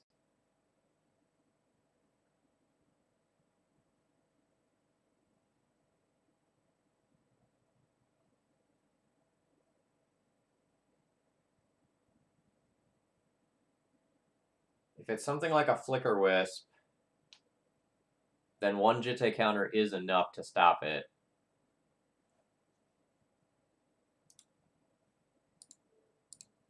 So I think I'm just going to go ahead and take this here.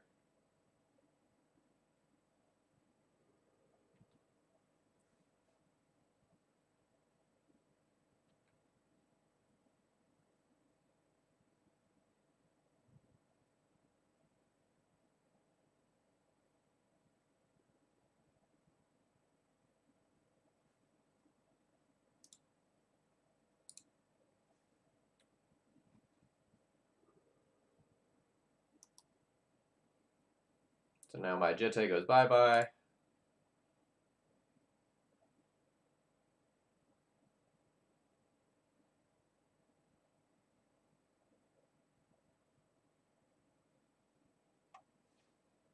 Sure.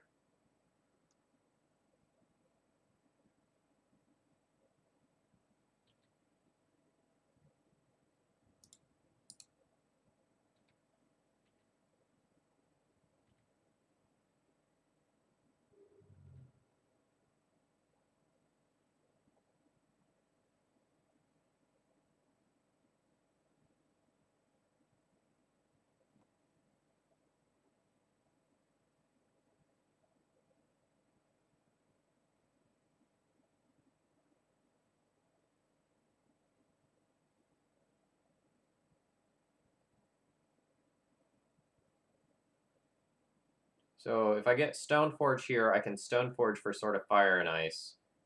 Put it in, and be representing 3, 4, 5, 6, 7, 8 damage next turn, which is almost dead. Or I can like Recruiter for Leon Relic Order to get this sword out so that I don't have to like preemptively use the Revoker.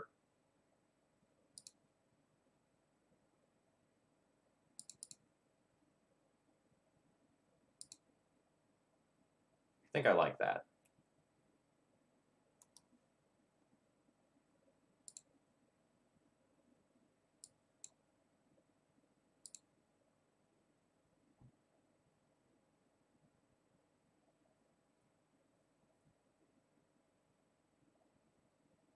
I don't really just want to like slam Revoker on Sword of War and Peace. If my opponent's running something like a Gideon that just like hits the battlefield and sticks, it could be very problematic for me.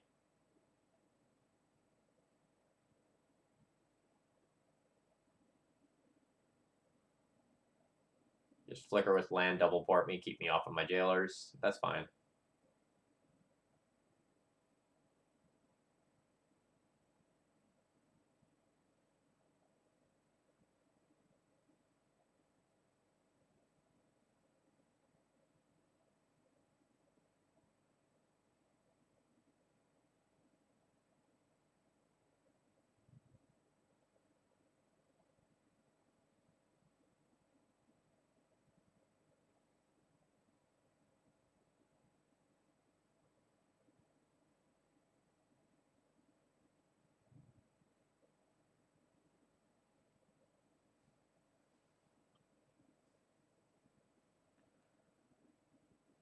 So now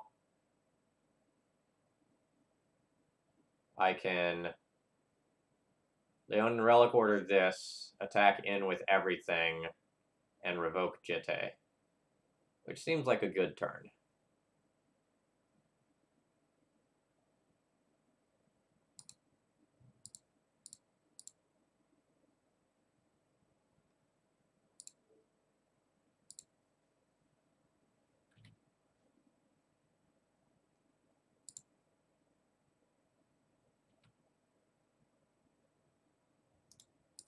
I don't think you can make a definitive statement like they must have swords. Like my opponent has 2 cards left. They might be just playing the best that they can with the resources that they have available.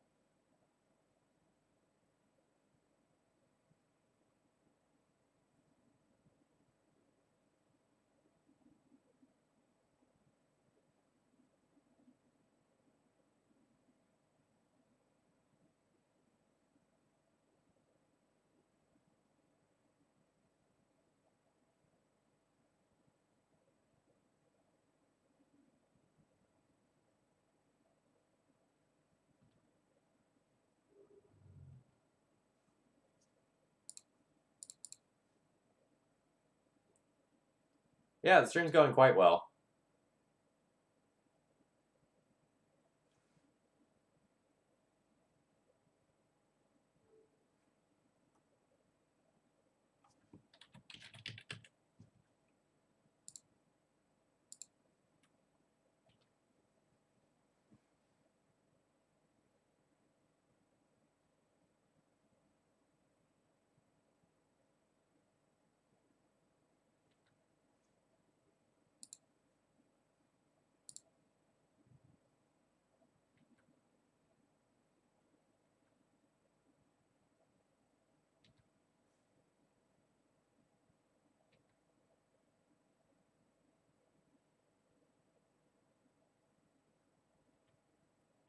Well, that's disgusting.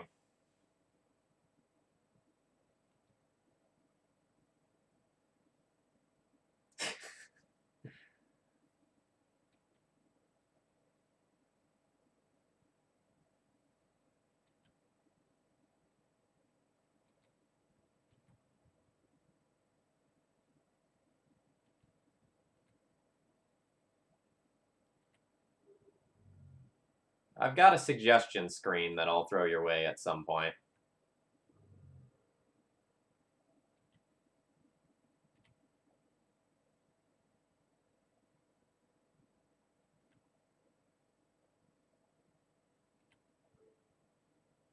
Oh, My opponent just didn't remove 2 of my creatures there. I think they're just dead.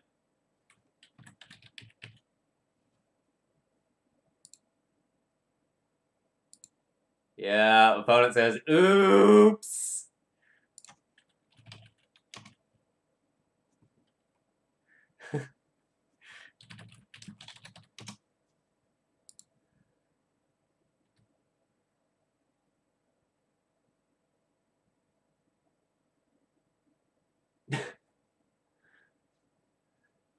Oh god, this is savage.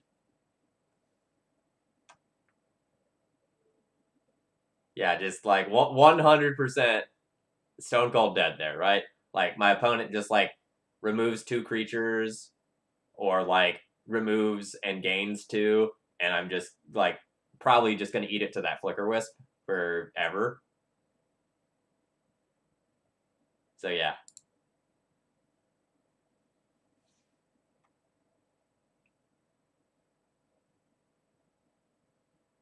So now I know my opponent has this Sword of War and Peace. Is that going to change anything else about my game plan? It kind of makes me want to have the other path. Just because, like, removing it in response is so critical.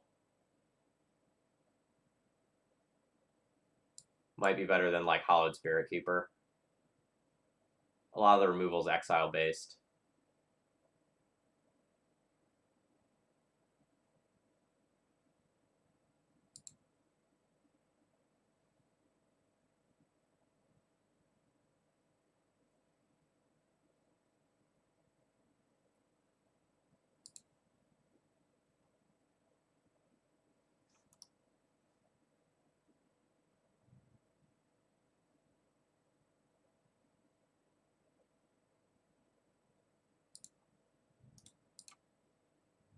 I'll get a Plains with this first one and then play Vile.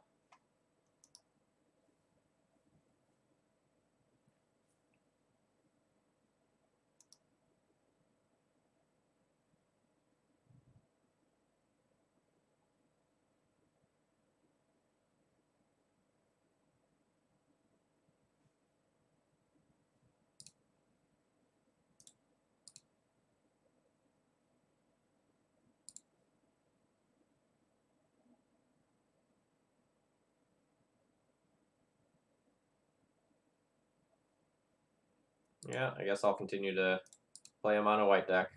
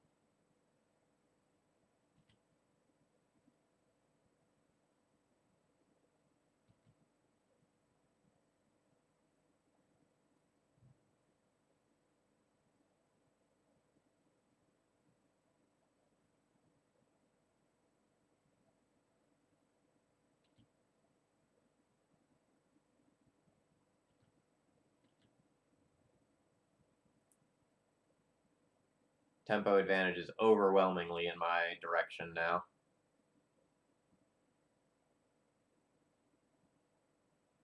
Kind of want to do a quick check, see if my opponent has Containment Priest. No Containment Priest.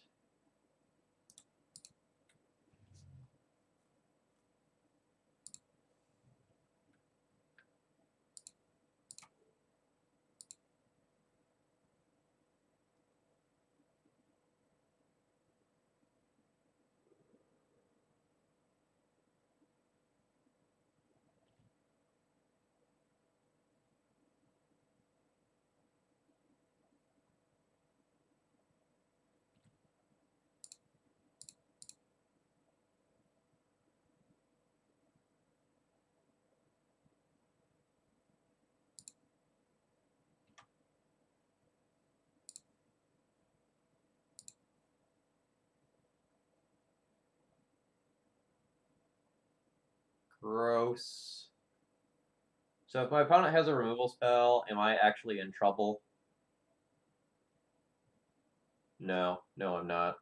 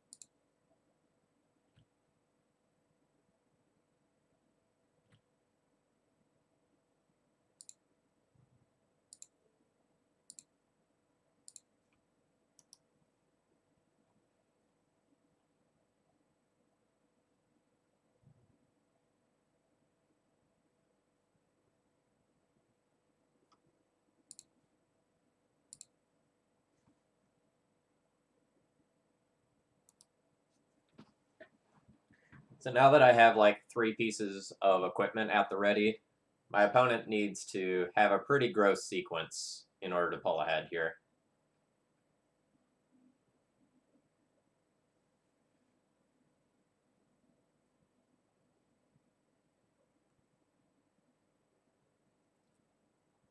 Sure, you can reset my vial by a little bit of time. I don't really know that that's good enough though.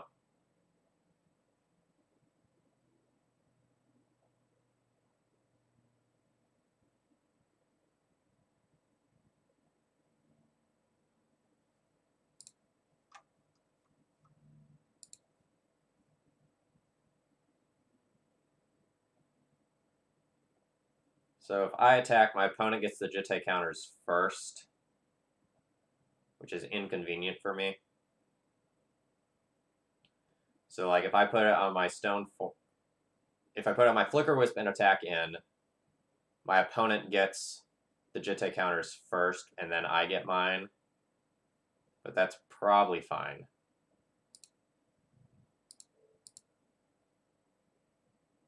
Because I'll be the one with like leftover Jitte counters when this fight ends.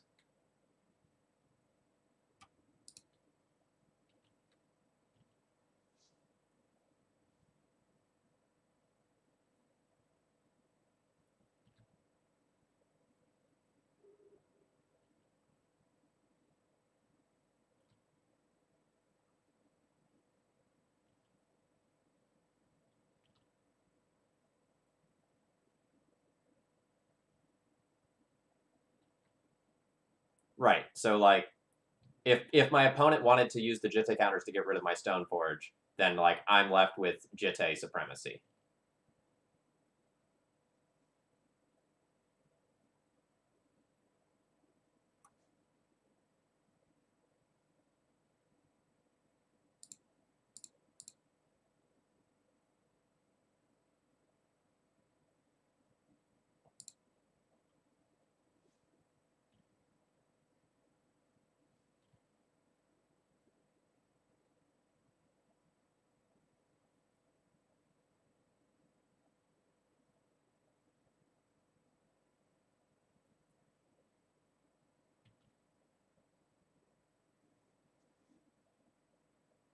I'm not going to time out, despite the fact that I have to like keep clicking my Ether Vials all the time.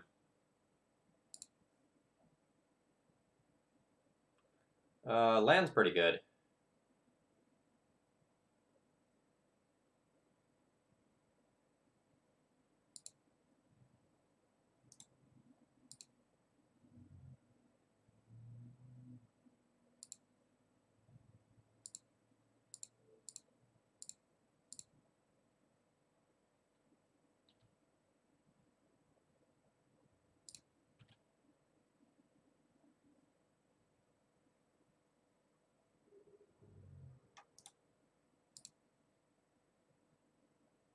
Hey, hey, solve it.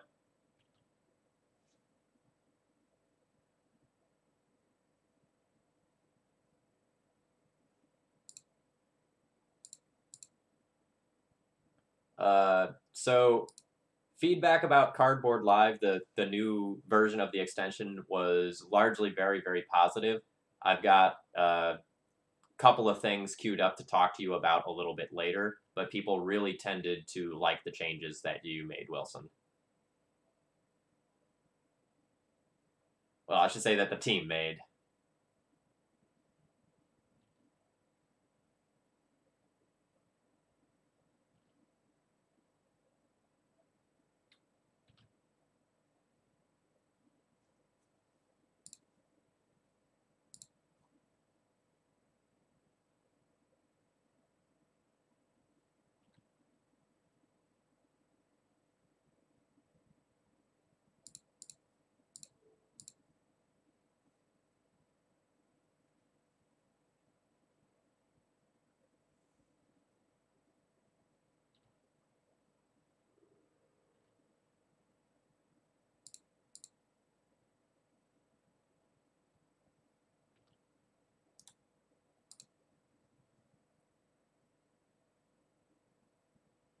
And we have very, very, very much lethal next turn with Mirror Crusader.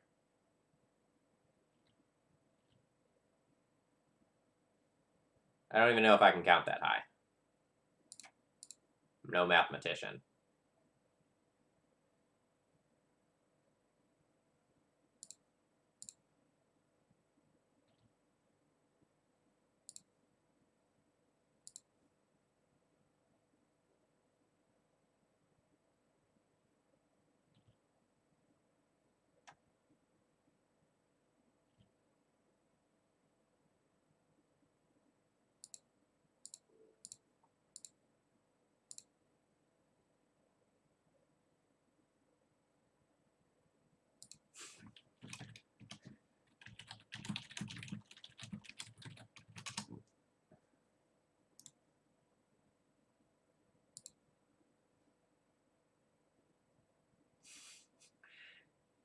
Indeed, no mathologist.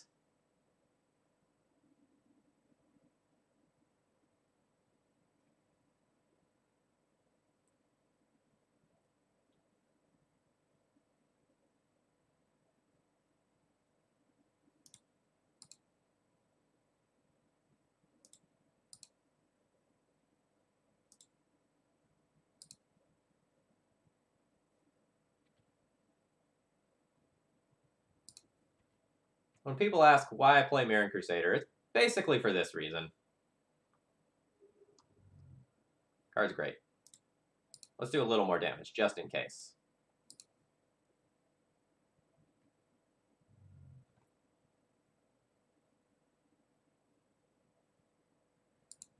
Yeah, so Cardboard Live is in chat. If you have anything that you would like to tell them, this is a really great opportunity to do so. Like, I know many of you told me things at the beginning, but if you have questions about features, if you think there's anything that can be better, you know, let them know.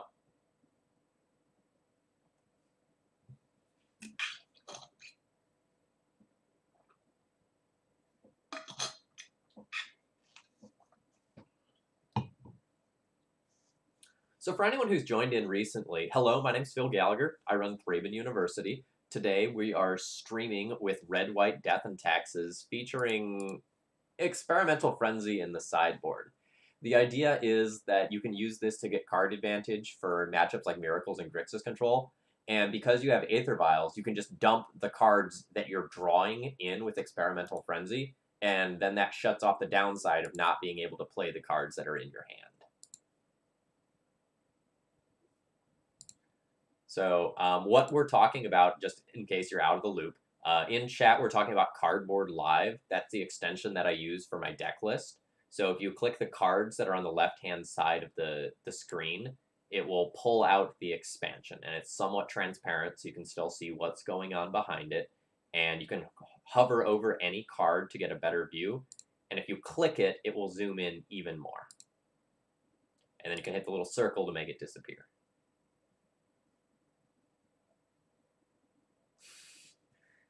Yes, there was very active effort into making everything look nice.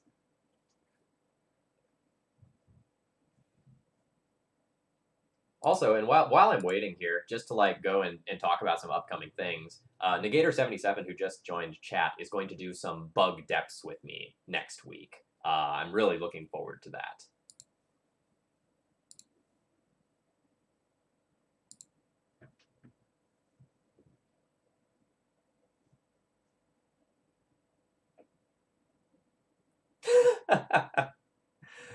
Oh, no problem. You ripped so hot, so hot in game one. That or that, what was it? Ballista into Palace Jailer into Flicker Wisp on Palace Jailer. Uh, that was an incredible sequence. That was real rough.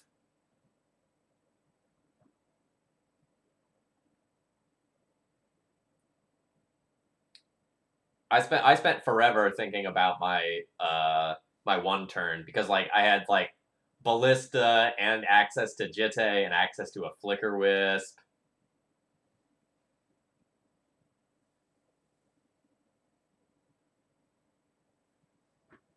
Oh, okay, yeah. So I'm still in queue. The Be Right Back screen, this screen right here, has some of the suggestions. So like these were a couple of deck lists that like when I was scrolling through like MTG Top 8 looking for fun things that just like kind of came to mind.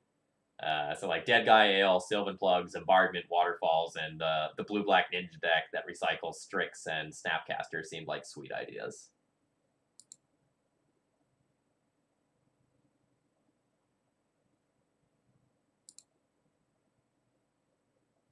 Yeah, Wilson, that was one of the things I actually took a screenshot of, and I was gonna send that to you specifically. So yeah. Shaurema, the Trials Enchantress deck is really sweet. I don't think I have it pulled up on Cardboard Live yet, but I think I have a sketch of it. So it uses like recycling enchantments again and again and again and copying them. It should be pretty fun.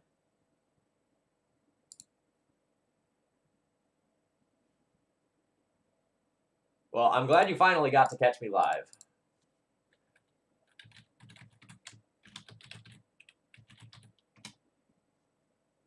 All right, probably playing against Sneak and Show. In which case, just like I could try to ape them with Palace Jailer, but I don't think I want to go that deep. I'd rather be able to cast Athalia.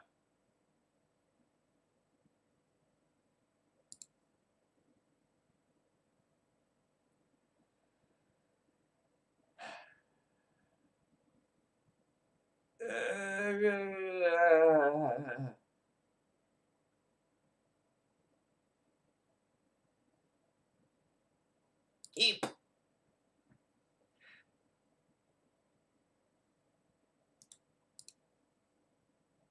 Yeah, super punished here. It gets it from MTG Goldfish. I do nothing a lot. The deck's doing fine. Red-white taxes is probably medium overall. We have not boarded in Experimental Frenzy yet. I need to play against like some control deck to see if it's actually good. I figured we'd be pretty likely to play against either Grixis Control or Miracles. And we've still got a couple rounds left in order to do so.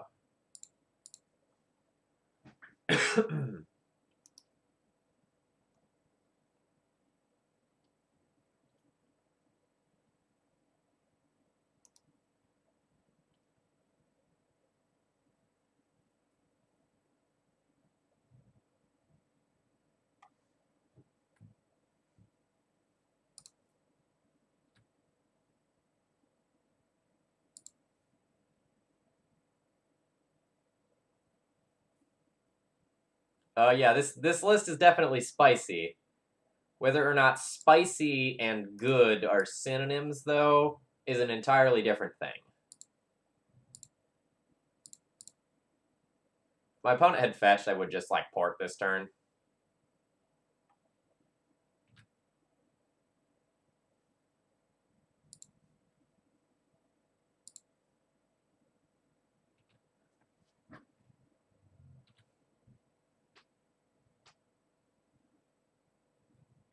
I'm very intrigued by the idea. Ooh, we're playing against Grixis Control. I'm gonna get to board in my fucking experiments and go to town and see if it's good. This is exciting.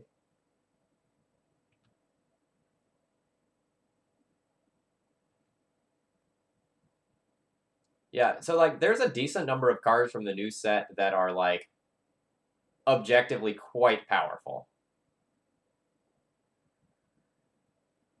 Okay. Do I want to violin mom in response? This is a legitimate question. Because this Magus of the Moon can be game ending. As of like with how my opponent has fetched right now, and I'd kind of like to protect it. So I'm not going to vial this in.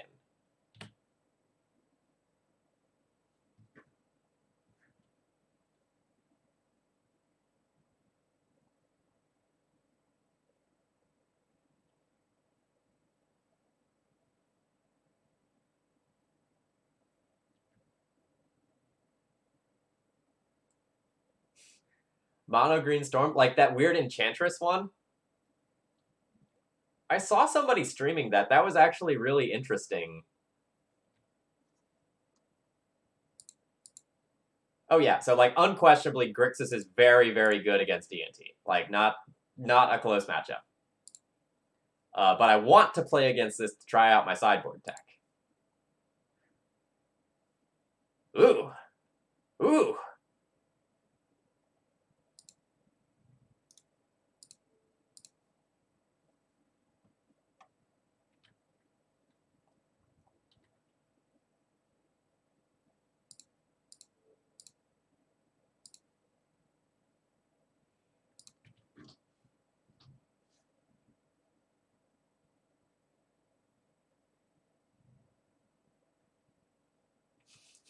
Ah yes, Experimental Frenzy tech is best tech. I'm gonna leave this at 2 for the time being.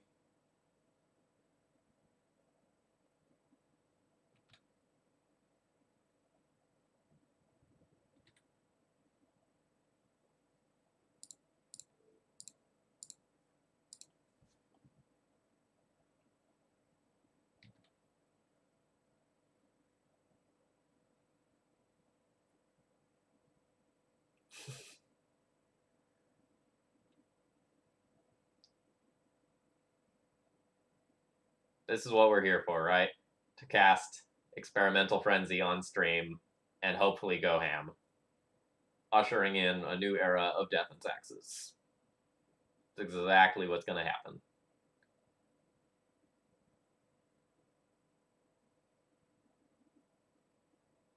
Can someone tell me what that card does? I just have never heard of Tristani Discordant.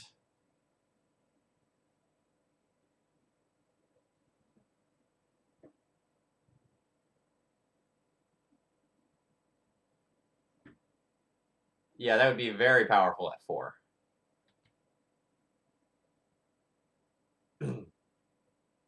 Yeah, so I thought about it in Burn, and then someone else told me that Burn doesn't need any help in the control matchups.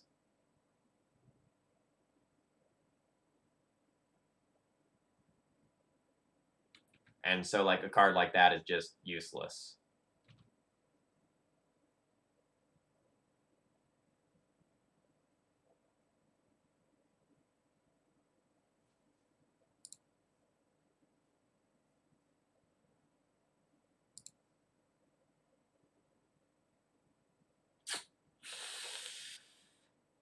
Alright, so if my opponent has K command, I'm just going to get K commanded this turn if I port. So instead, I'm going to use my mana more optimally.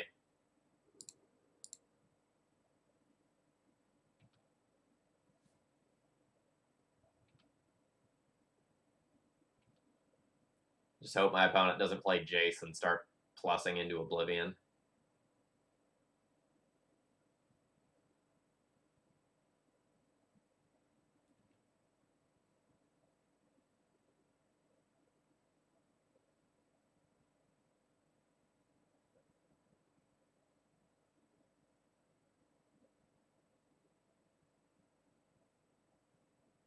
Mainboarded in burn? Buh.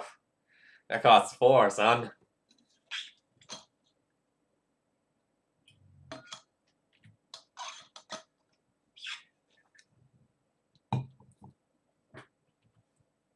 I do think it's an underexplored card right now.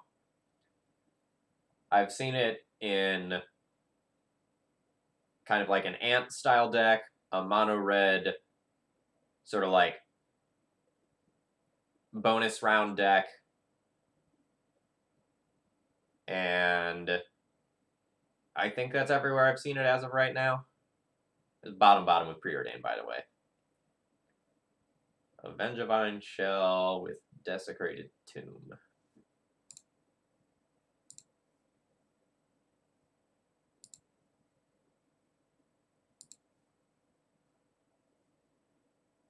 Of course, I decide to take up, and then that happens.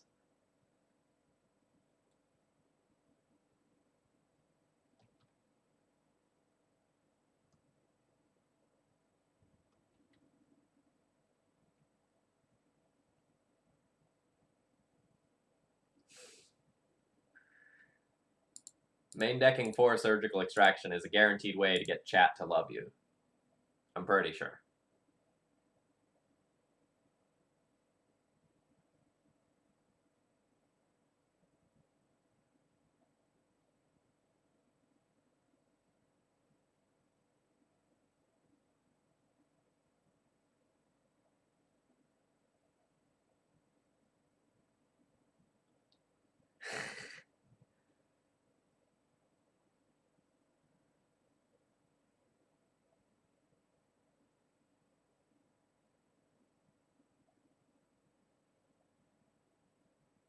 I mean, that's like the whole point of the deck, is you get to play Choke in game 1.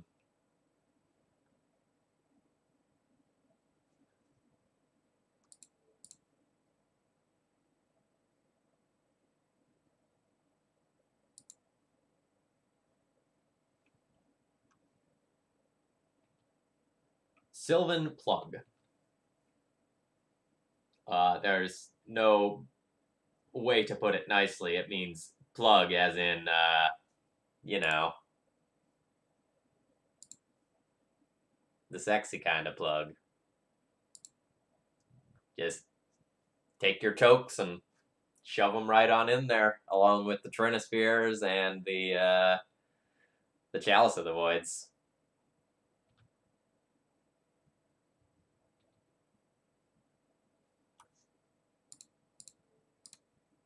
When Romario was streaming it, he had a Christmas tree as his background. He had it shirtless. Oh, God.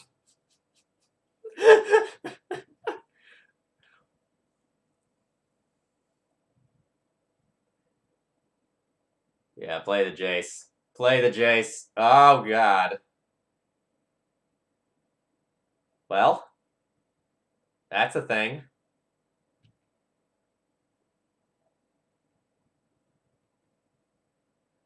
Please draw Caracas.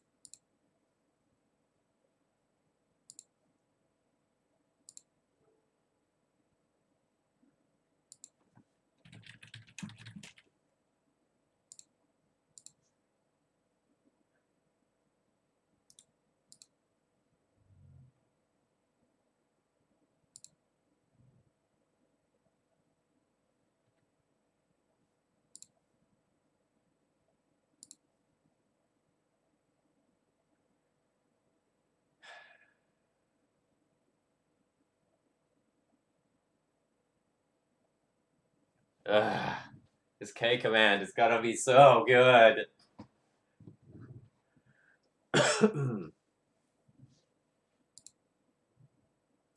Yeah, Magus would have been tight.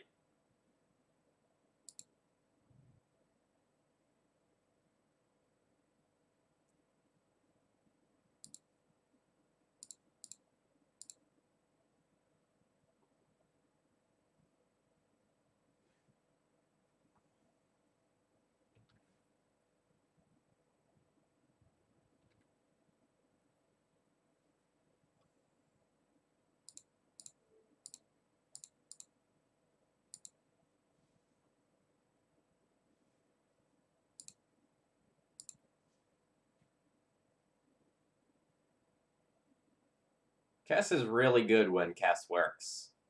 But Kess is really bad when Kess does not work. Uh-oh.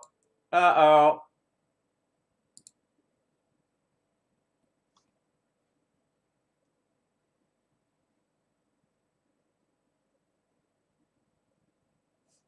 So, like, right here, my opponent's gonna Culligan's Command. They can get both my Revoker and my Mom, which will be pretty devastating. The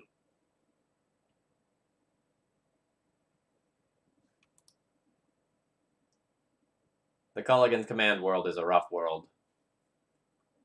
So, like, now I'm locked under, like, Kess double Fatal Push.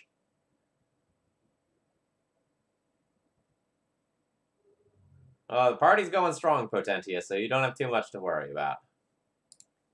I'm gonna leave this at 3. Ha ha! Ha ha! Kess is really good when Kess is really good. However, Kess is really bad when Kess is really bad.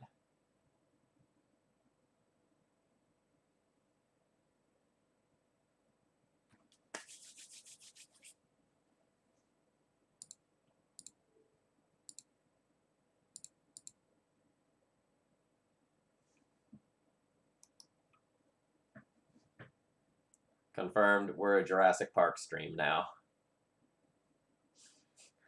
D&T will, it'll find a way.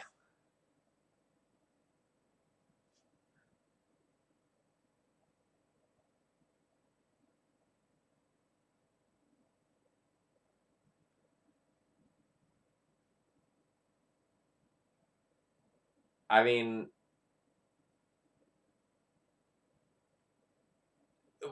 how best do you want it to be? Best, like, most fun is probably Zombardment.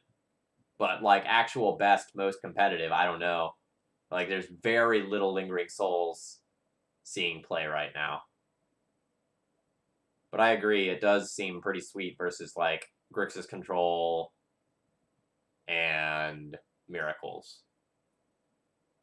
As well as decks like D&T, like, it's kind of an annoying card. Maybe you can play some sort of, like, Esper Stoneblade list. Yeah, Bosk, I agree. So it was a 1 bottom, 1 top. I'm going to say always no for now. If I draw a 4, I'll take it up.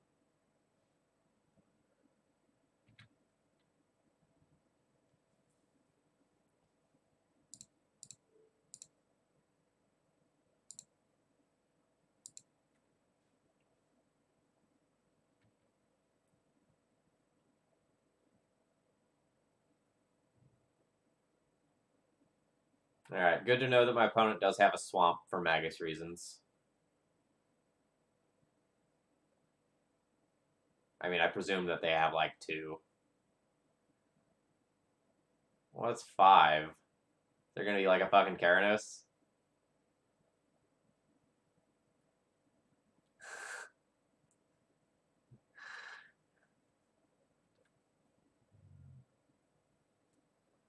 This is Magus of the Moon into Kess so that I can't bounce it with my Caracas.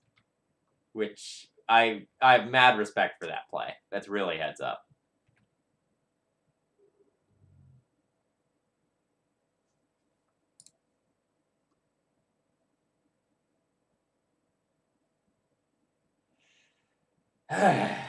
Magus, you're 1 turn too late, and now there's, like, double push, reanimate, and shit. We're done. We're done.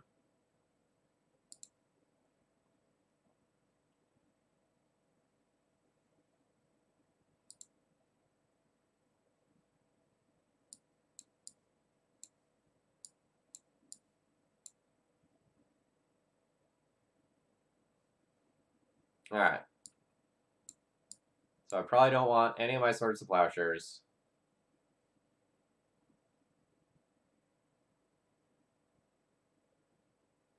I know my opponent has Kess. I imagine Kess gets boarded out.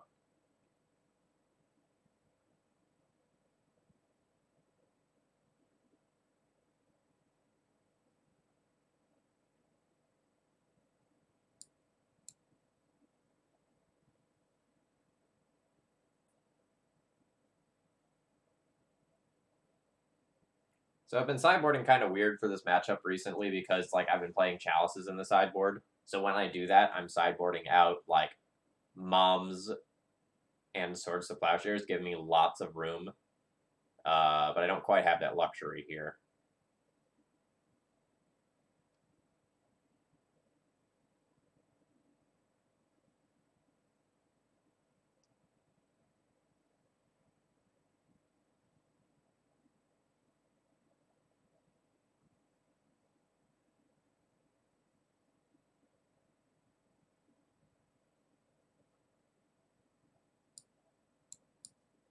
I don't really love mom anyway in this matchup.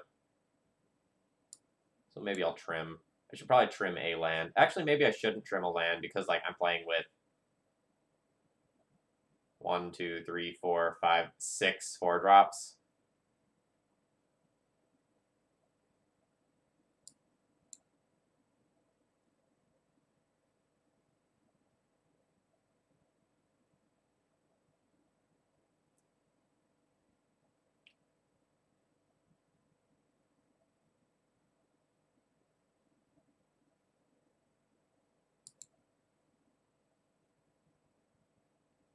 No, we're not boarding in Rest in Peace because I'm playing Hallowed Spirit Keeper.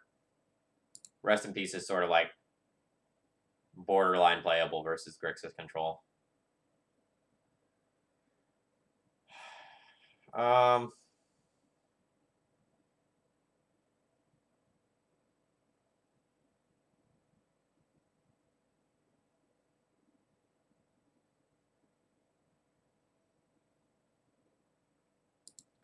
this hand is not stellar. But if my opponent leads on a non-basic, then this hand is quite good. That's a big if.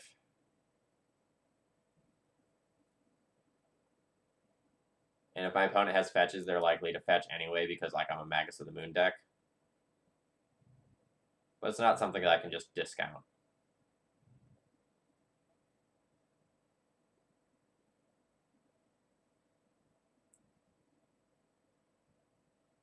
So remember, I've never cast Experimental Frenzy yet. So like I don't know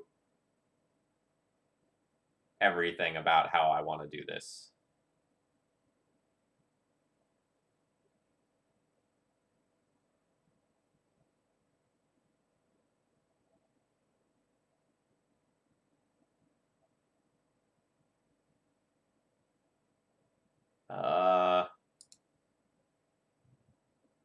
I don't think I have any real thoughts about Song of Freyalise that are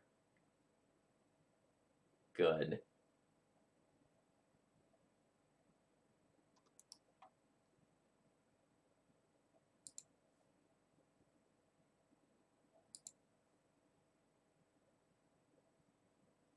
Like, it's a magic card.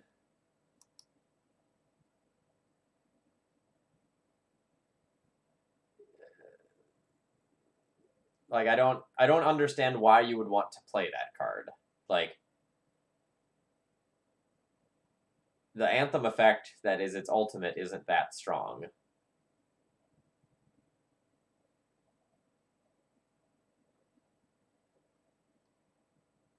So, like, you'd just be playing it for the make my guys tap for mana, but why not just Gaia's Cradle? You know?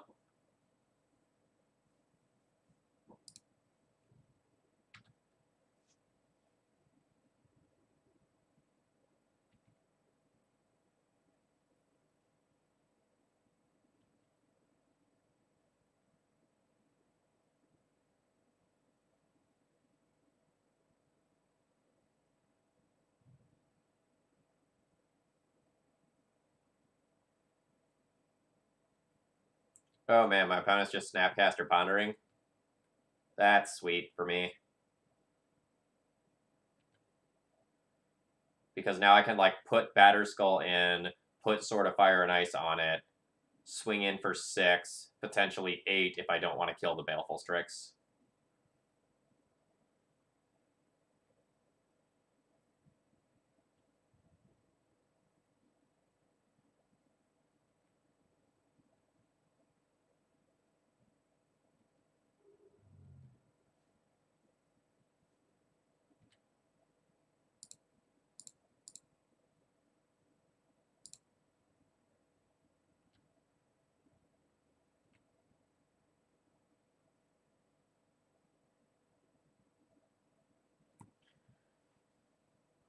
I also could just wasteland my opponent. But they still have 7 cards, so I don't think I'm terribly likely to, like, really want to do that.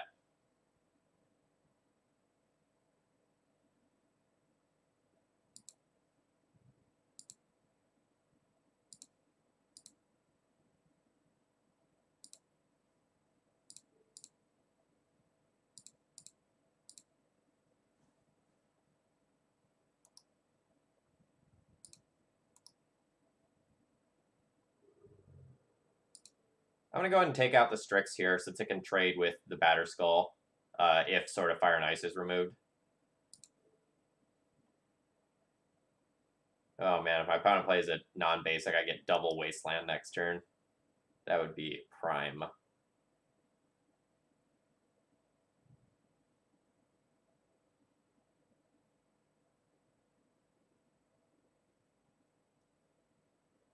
Yeah, Dredge seems nuts right now. Like, reanimate the Strix again.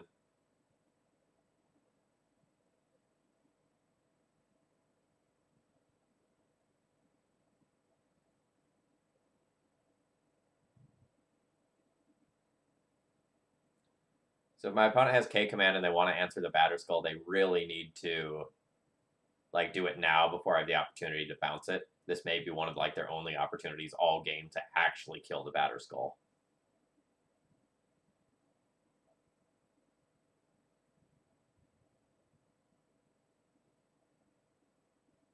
Okay.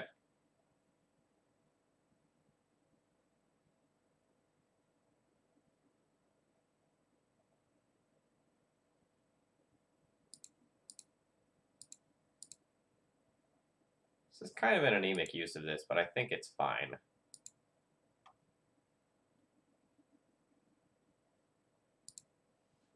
Let's get this out of here.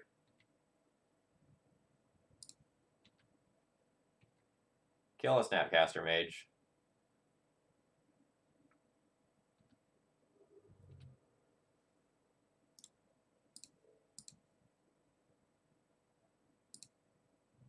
And destroy everything my opponent loves.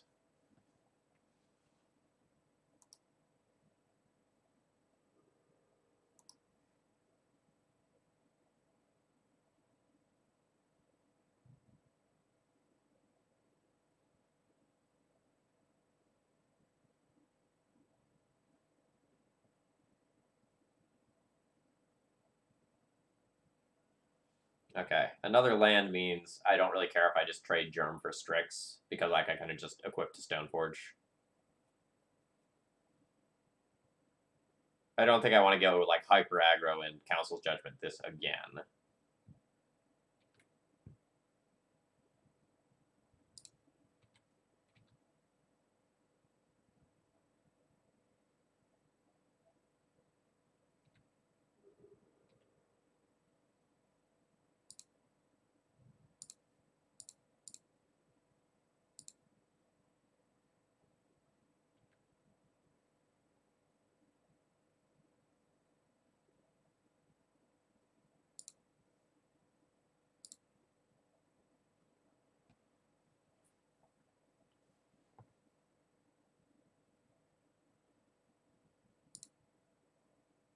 And even though it's not mana efficient, I'm going to go ahead and play an Ether Vial out right now, rather than just like play this Jitte, because I might get into a situation where like my lines for the next few turns are just like bounce, Batterskull, redeploy.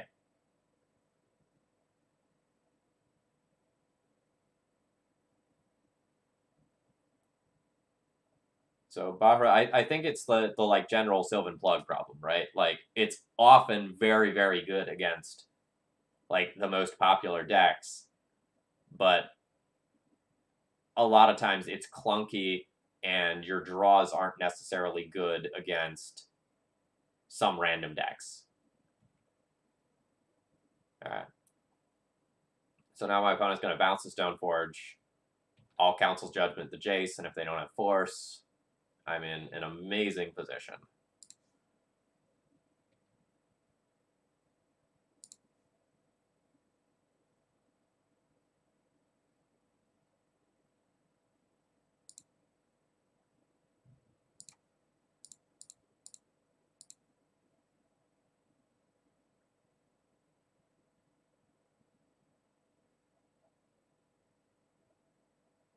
All right.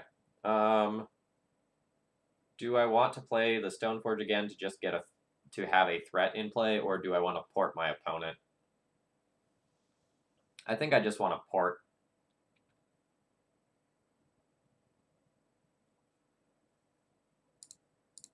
So, like, when you're playing Sylvan Plug, a lot of times for the non-blue matchups, you very frequently entomb. Is there just like a fucking one-up Griselbrand in here? And I'm gonna get Griselbrand here. Yep. God, I hope my opponent just, like, fucking reanimates Griselbrand. I draw land, and I'm walking Ballista my opponent for 3 to the face.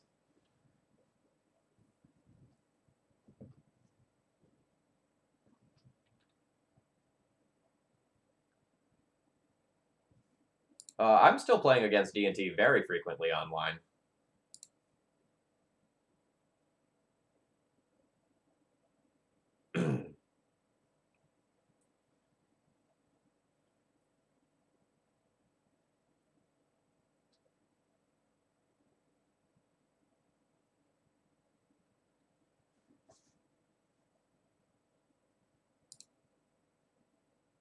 I think I've played against it in, like, every league I've played recently.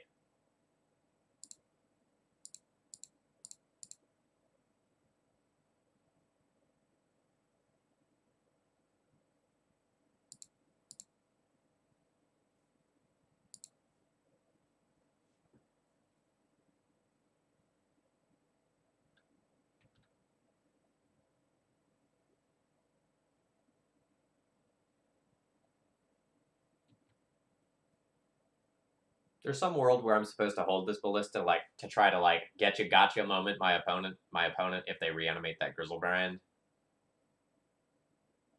But I think just, like, putting the body in play, making my opponent, like, spend a card on it, or otherwise just, like, being able to do gross things with this Ballista is appealing.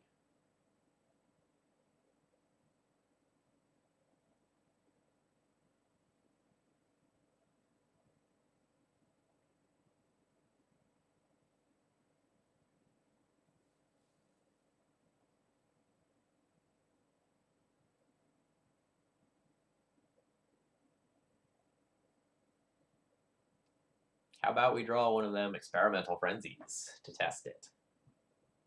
That'd be cool.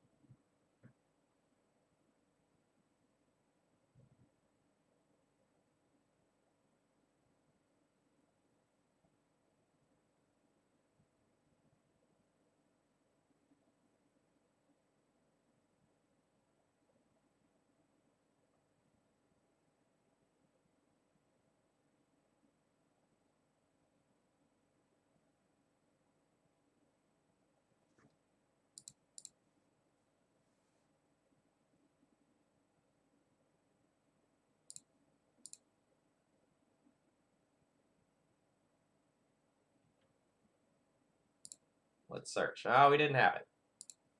Rats.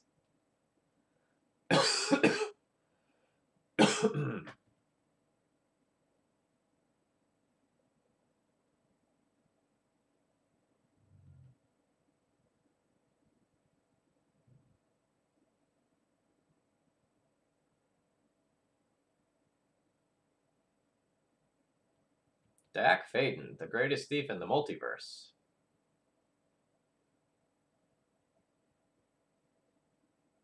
Take my batter skull. Alright, not a lot I can do there.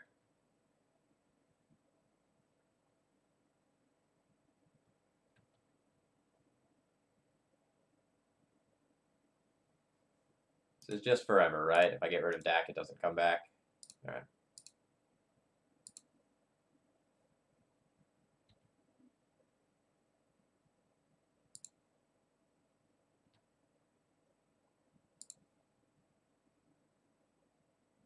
Ooh. Ooh.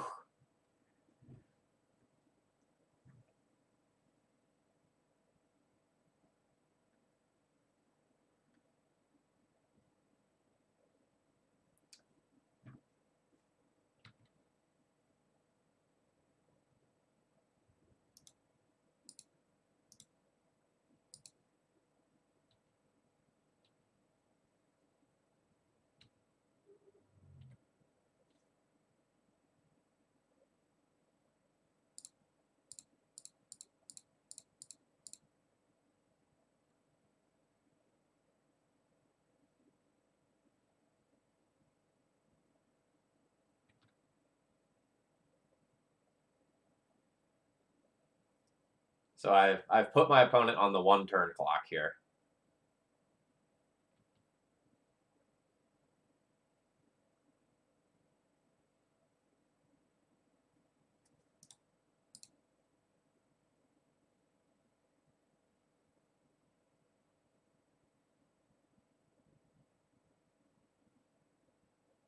Even my opponent goes like, tries to do something like land, Strix, equip. I still have this walking ballista, so they can't actually get any of their creatures equipped with this batter skull.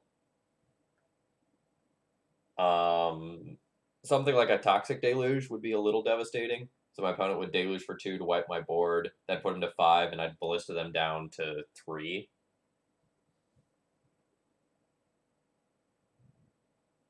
But to pause for that long makes me think that they do not have deluge.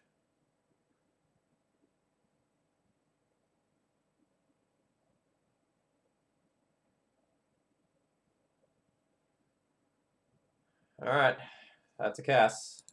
That's pretty good.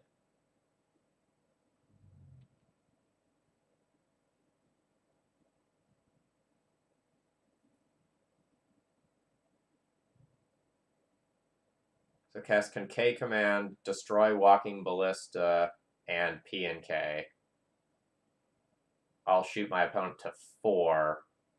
I'll have 2 damage.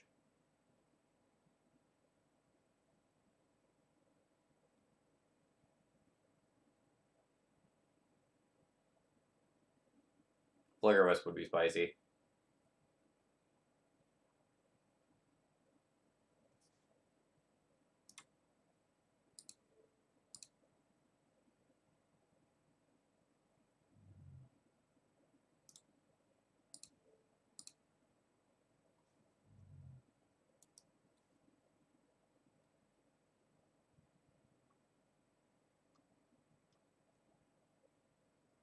So if I do that, like the exact same thing just happens. So I wouldn't actually be playing around that.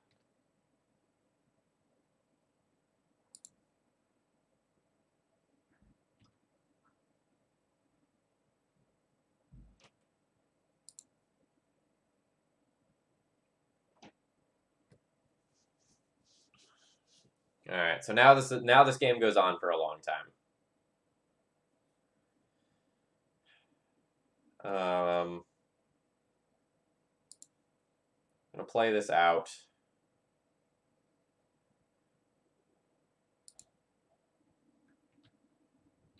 I would like to have a vial at every mana cost that matters. So I'd like to have one at 2, 3, and 4.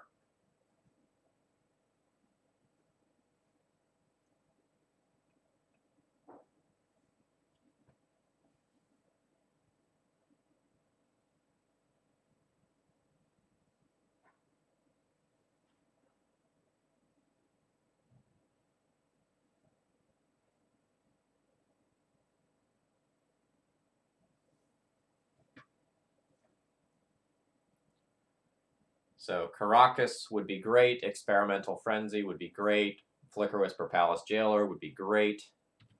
We're just going to take a few of these hits.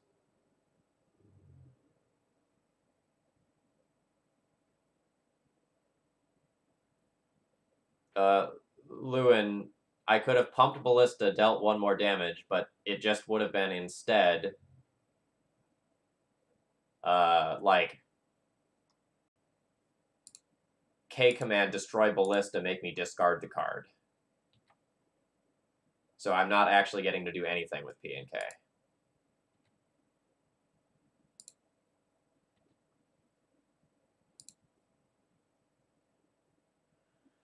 Ugh.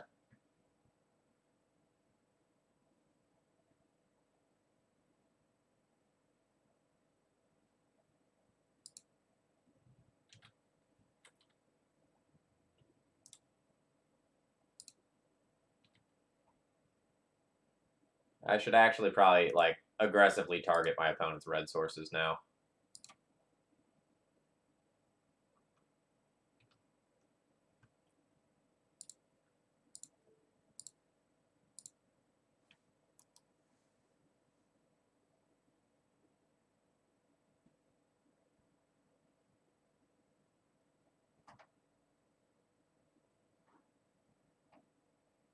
Come on. Come on. Why do you hate fun?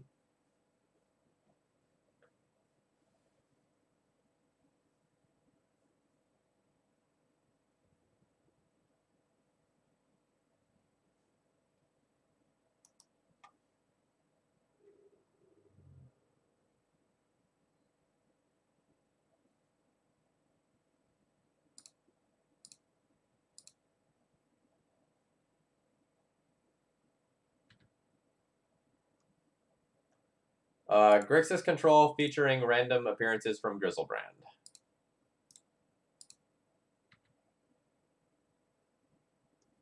I clicked it. Oh, I also have to click all these. I see.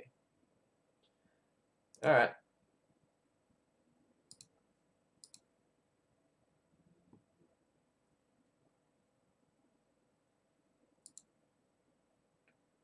All right, folks. I will be right back. I'm going to run to the restroom, and then we'll go into our 5th and final round.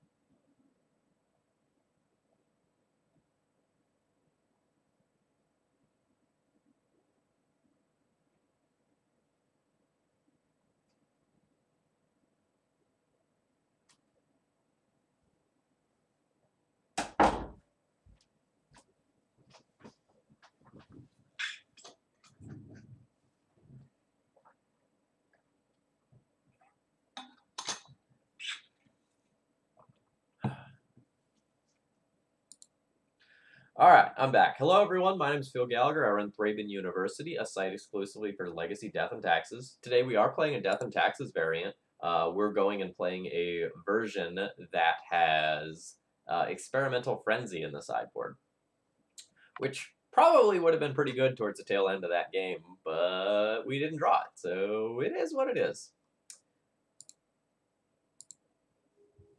Let's battle.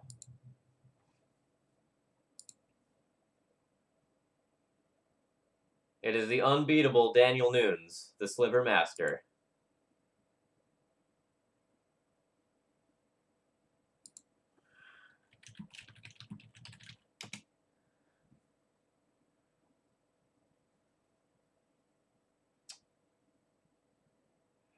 So, this is not a good hand versus slivers. I really want an Ether Vial hand.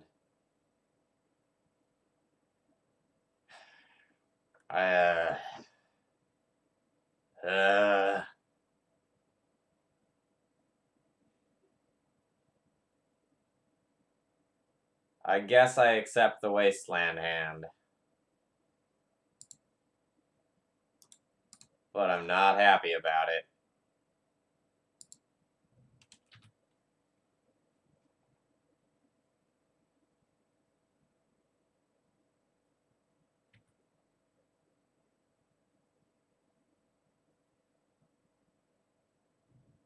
Please don't play Ether Vial. Please don't play Ether Vial. Please don't play Ether Vial. Deal.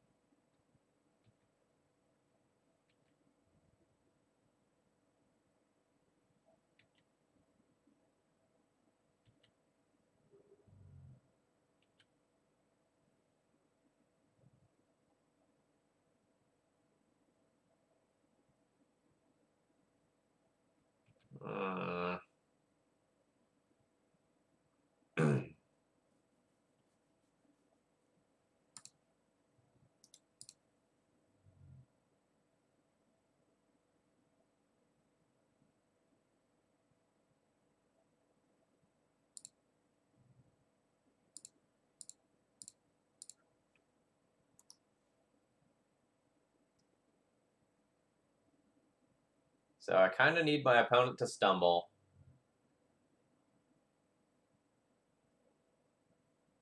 And hopefully, like, I can batter Skull to take over this game.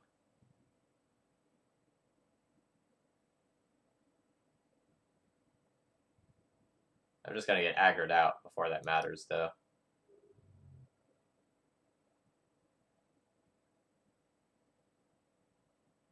So if I play Stoneforge this turn, I can just take 8, go to 6. Then I can put Batter Skull in, block one of these, and not... Oh, no. Gale Rider Sliver. Also, Flickerwisp can't block. So there's that. Well, I mean, it can block, just not trading. I guess I can play Batterskull and draw towards Swords to Plowshares. Or, like, play Stoneforge for at that. You know what I mean. Do the thing.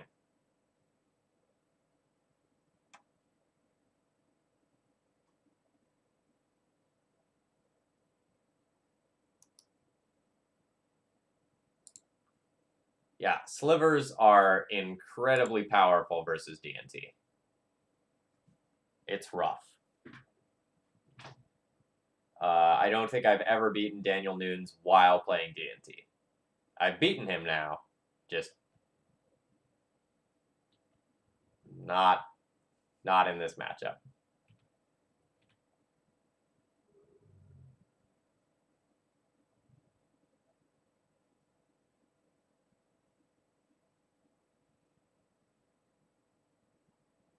Ugh, Crystalline Sliver shuts off like my out of just draw like Swords to Plowshares.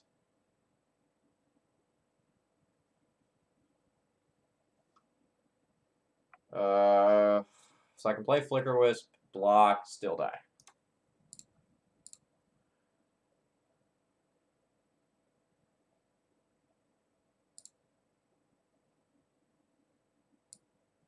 Alright, so I'll play Path. Probably play Recruiter, Council's Judgment. Maybe play P&K Crusader. We'll see how much crap I have to board out. So I very actively don't want Thalia.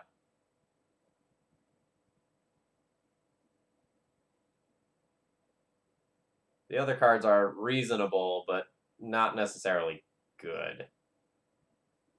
Like, I guess P&K infinite chump blocking is appealing.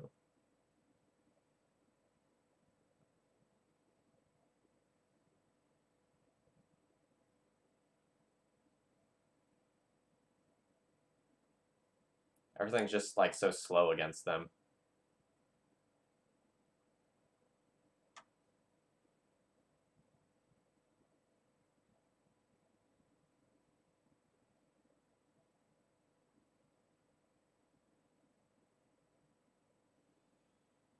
Maybe the third Recruiter is a bit slow. I can see that. Excuse me. Let's submit this.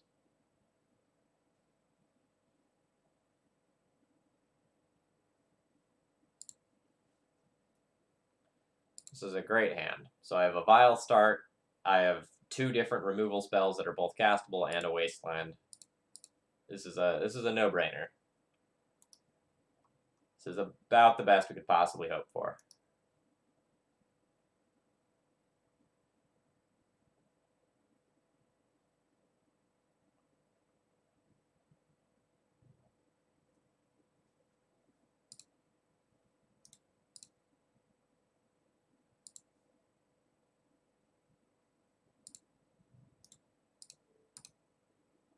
I have the Vial, so I will Wasteland. Easy decision. I'll also do it again next turn.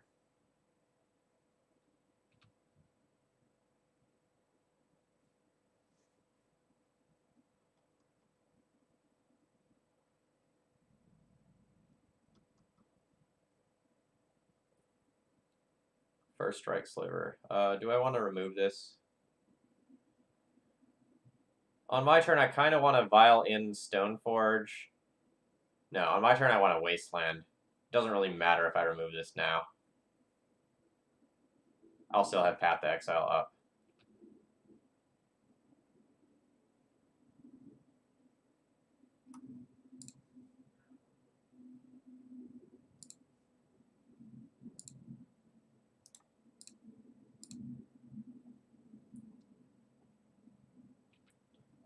And if my opponent just attacks with Striking Sliver for some reason, I eat it with a Stoneforge.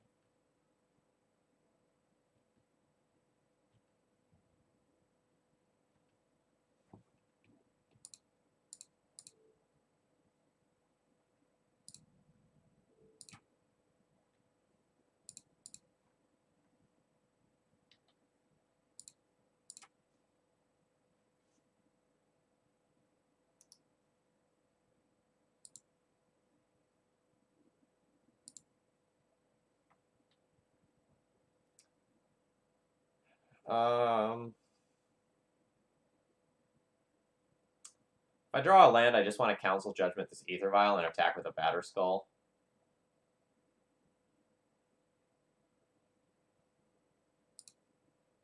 I'm going to go ahead and do that.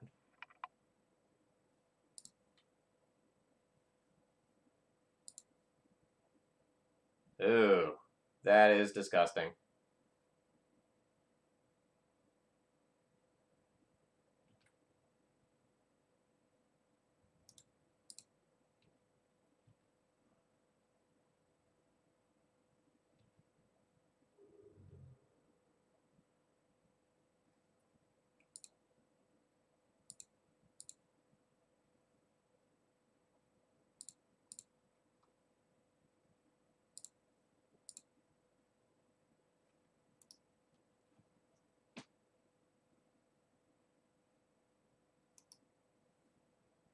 I guess, like, aggressively playing out the Magus means that I can't Council Judgment away that Vial, but it's my plan to just, like, Flicker Wisp out that Vial anyway.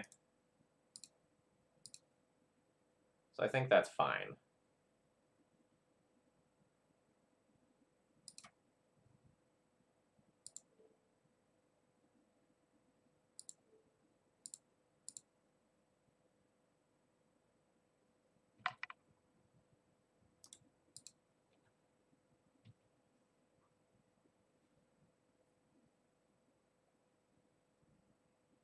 Alright, that's what it takes to beat Slivers. Absolute god draws. I guess I should Relic Order for opposing Vials on the draw.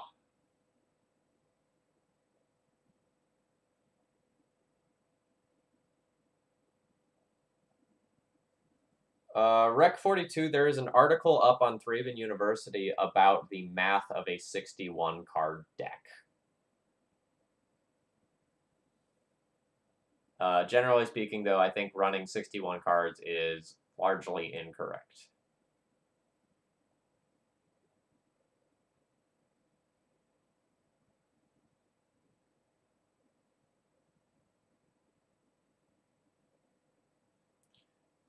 Since my opponent's playing the Flanking Sliver and Gale Rider Sliver, maybe I'm supposed to just cut a Mom.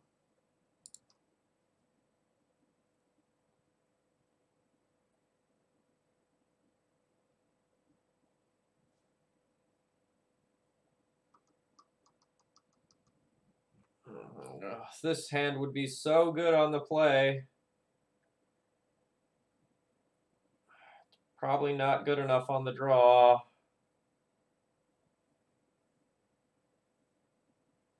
Still gonna keep it. but I'm not happy with this.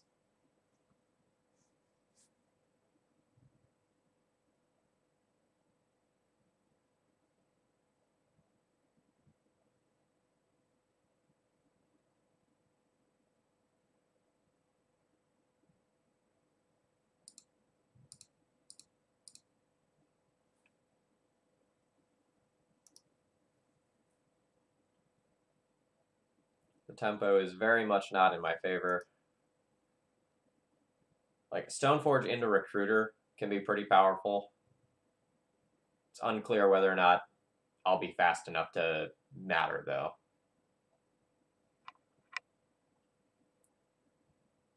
Alright, that's a sliver I'm fine seeing early on. I'd much rather see that than something like Crystalline Sliver. Although it doesn't make that source of plowshares I just drew real awkward.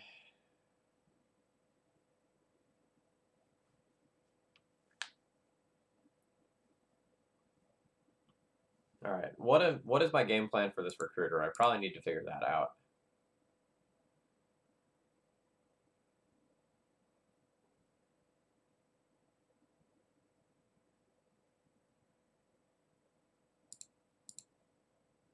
It might end up just getting Magus. Try to, like, Mize a free one, if I can answer this Bile as well. But it might also get, like, Leon to Relic Order. Leon Relic Order is pretty likely, actually.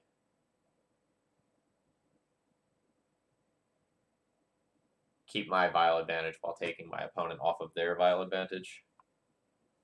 Alright.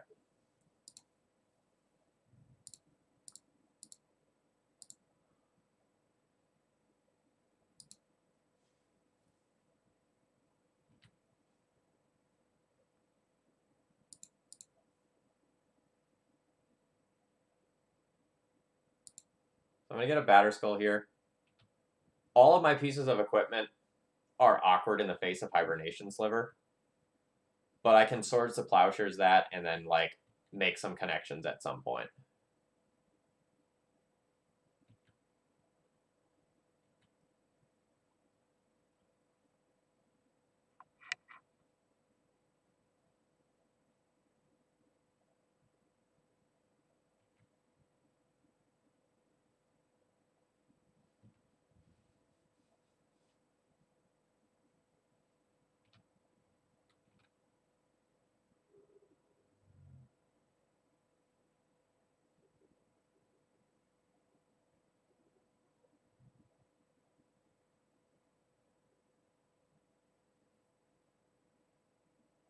God damn it. That was such an important turn for me to have Vile. The good news is, the next time my opponent plays a Sliver, they destroy their own Vile.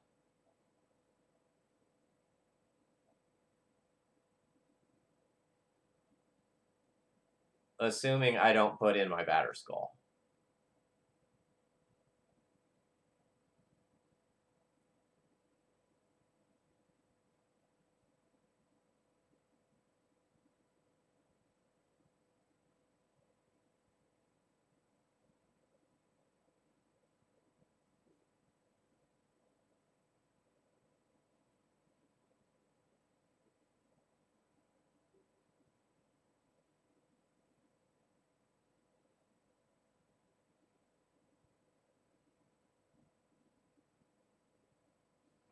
Okay, so if my opponent attacks in with everything, I can activate Put in a Batterskull. My opponent can respond by bouncing Hibernation Sliver.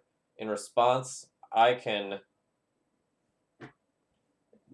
try to nug Harmonic Sliver, but in response, my opponent can Hibernation Sliver again, put it in, then pay more life, and bounce the Harmonic Sliver as well, as blowing up my Batterskull. So to take over this game, I probably need to take one turn off and get a Phyrexian Revoker.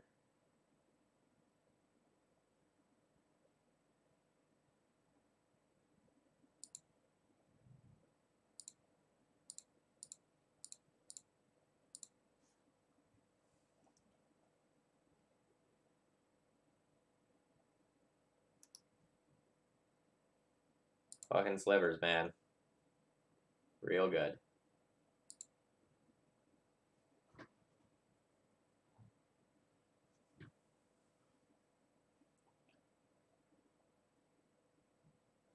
So now my opponent can't really extend onto the board anymore, because doing so will blow up their vial, and I think that's really important, because if they blow up their vial, then like Hibernation Sliver, Harmonic Sliver combo here loses a lot of power. Note that Harmonic Sliver is not a May.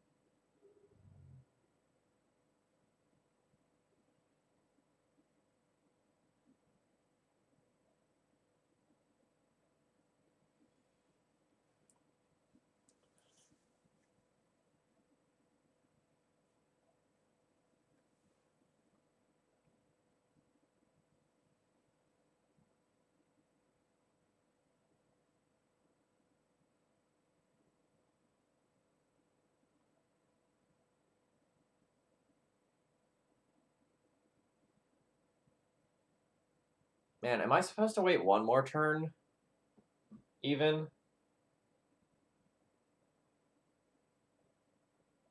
So that I can protect my stuff with Mom? Like, awkwardly, Revoker's an artifact, so if my opponent just has, like, one more sliver... Oh god, that's weird.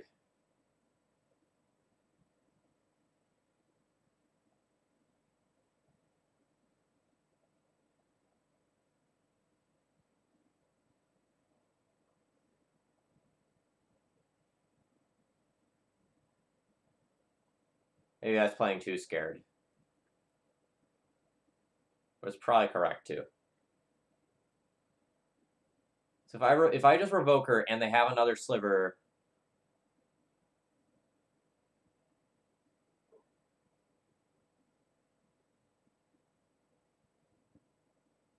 then my Revoker gets blown up, which in turn will lead to my Batterskull getting blown up as well.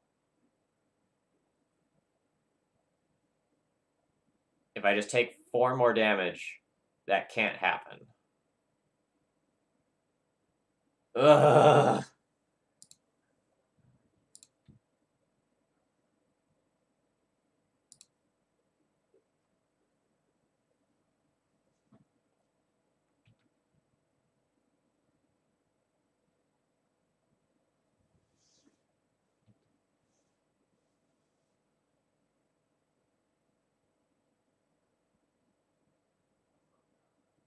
This is the weirdest sub-game I think I've ever had versus Slivers. Most of the time I'm just dead by now.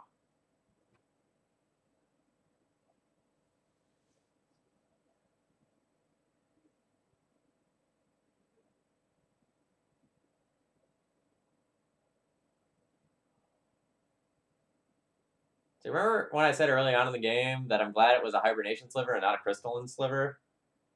I don't really know that that's true. Alright, so my opponent's just returning the Harmonic. Yeah, that occurs. So now my opponent's going to go and tick up their vial.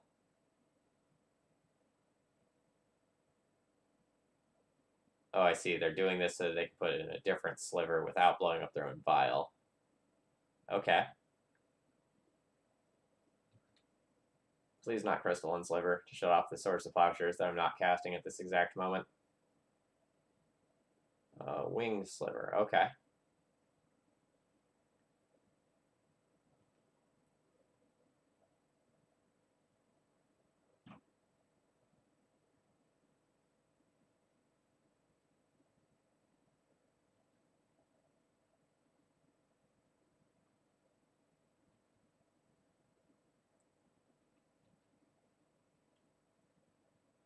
Okay, so now the Hibernation Sliver can't just come back this turn. There's not a Violet 2 anymore. That's actually quite good for me. Shit, a second flying shithead. Okay, alright.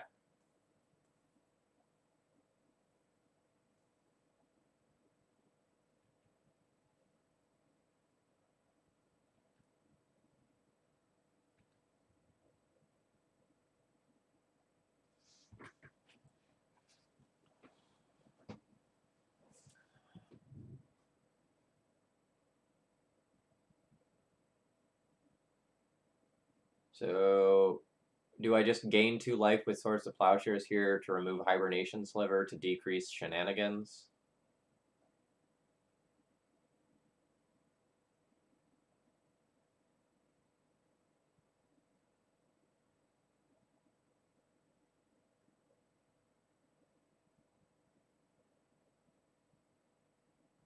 I think so.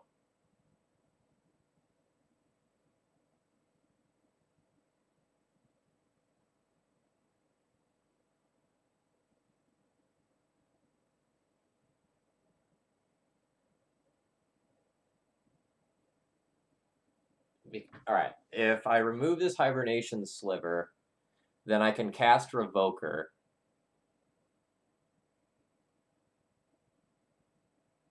Or I can, like, Revoker, put it on Hibernation. No, I can cast Revoker, then for 2 mana, use the Swords of Plowshares, use the Batter Skull on my turn. Alright, so I don't need to do any of this yet. RBS, I'm glad to hear that.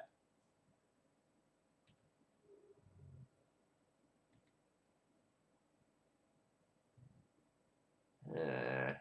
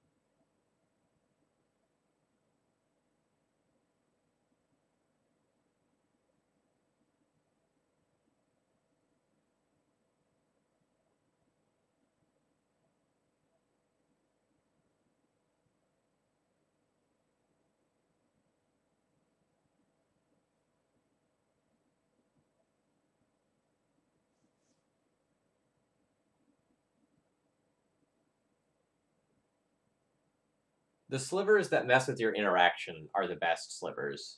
So, Crystalline Sliver is usually the sliver when my opponent plays that I'm just like, oh god, why? Alright, so now with this one I can name Hibernation Sliver. Okay, can I play a fetch land?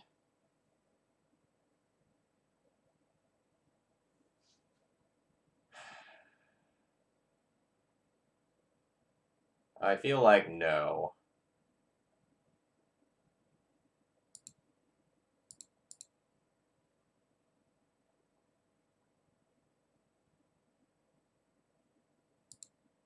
So I feel like I need to main phase activate this. Oh, fuck. No, my opponent can just... fucked up.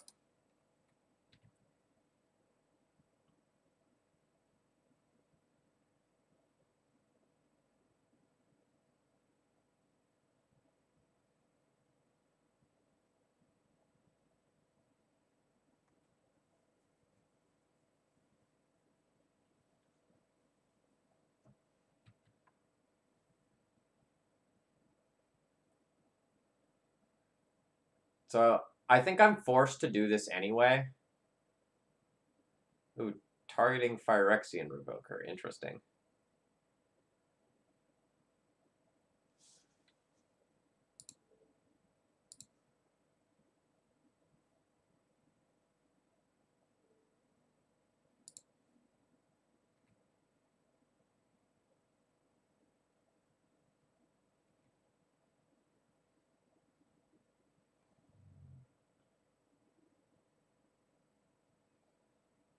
Oh, God. The fucking slivers each have independent names. So the hibernation sliver ability isn't shut off, just the one for exactly hibernation sliver is. Ugh.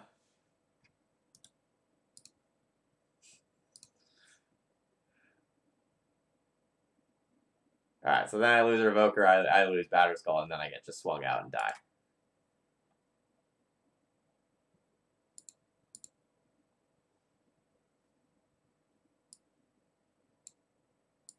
Slivers indeed. Alright, so we did not actually put Experimental Frenzy into play this stream, which was unfortunate because, like, I really wanted to try out that card. That was the whole point. But more generally, Red-White Taxes feels largely like garbage right now. Like, I just kind of felt clunky all evening. I don't like this more than, like, one of the Spirit Keeper decks that I've been playing. I really wanted to have access to the chalices a couple of times, and I felt like some of the other tools that I had normally were missing. I might try this again sometime, but if I do so, I'll probably just specifically playtest against a match like Grixis Control or Miracle specifically to see if it works well in those matchups. All right, folks, I'm going to go ahead and call it a night here. My name is Phil Gallagher. I run ThrabenU University, and if you enjoyed this content tonight, please follow my channel. I do only Legacy content on this channel. Coming up, I've got a Stoneblade stream, a really sweet Enchantress deck using some of the trials, and a couple of guest streams and some 4-color loam streams on the horizon. And if you want to do more than just follow the channel, consider subscribing, donating, doing a donation deck list, or something else to help my channel. Good night, everyone.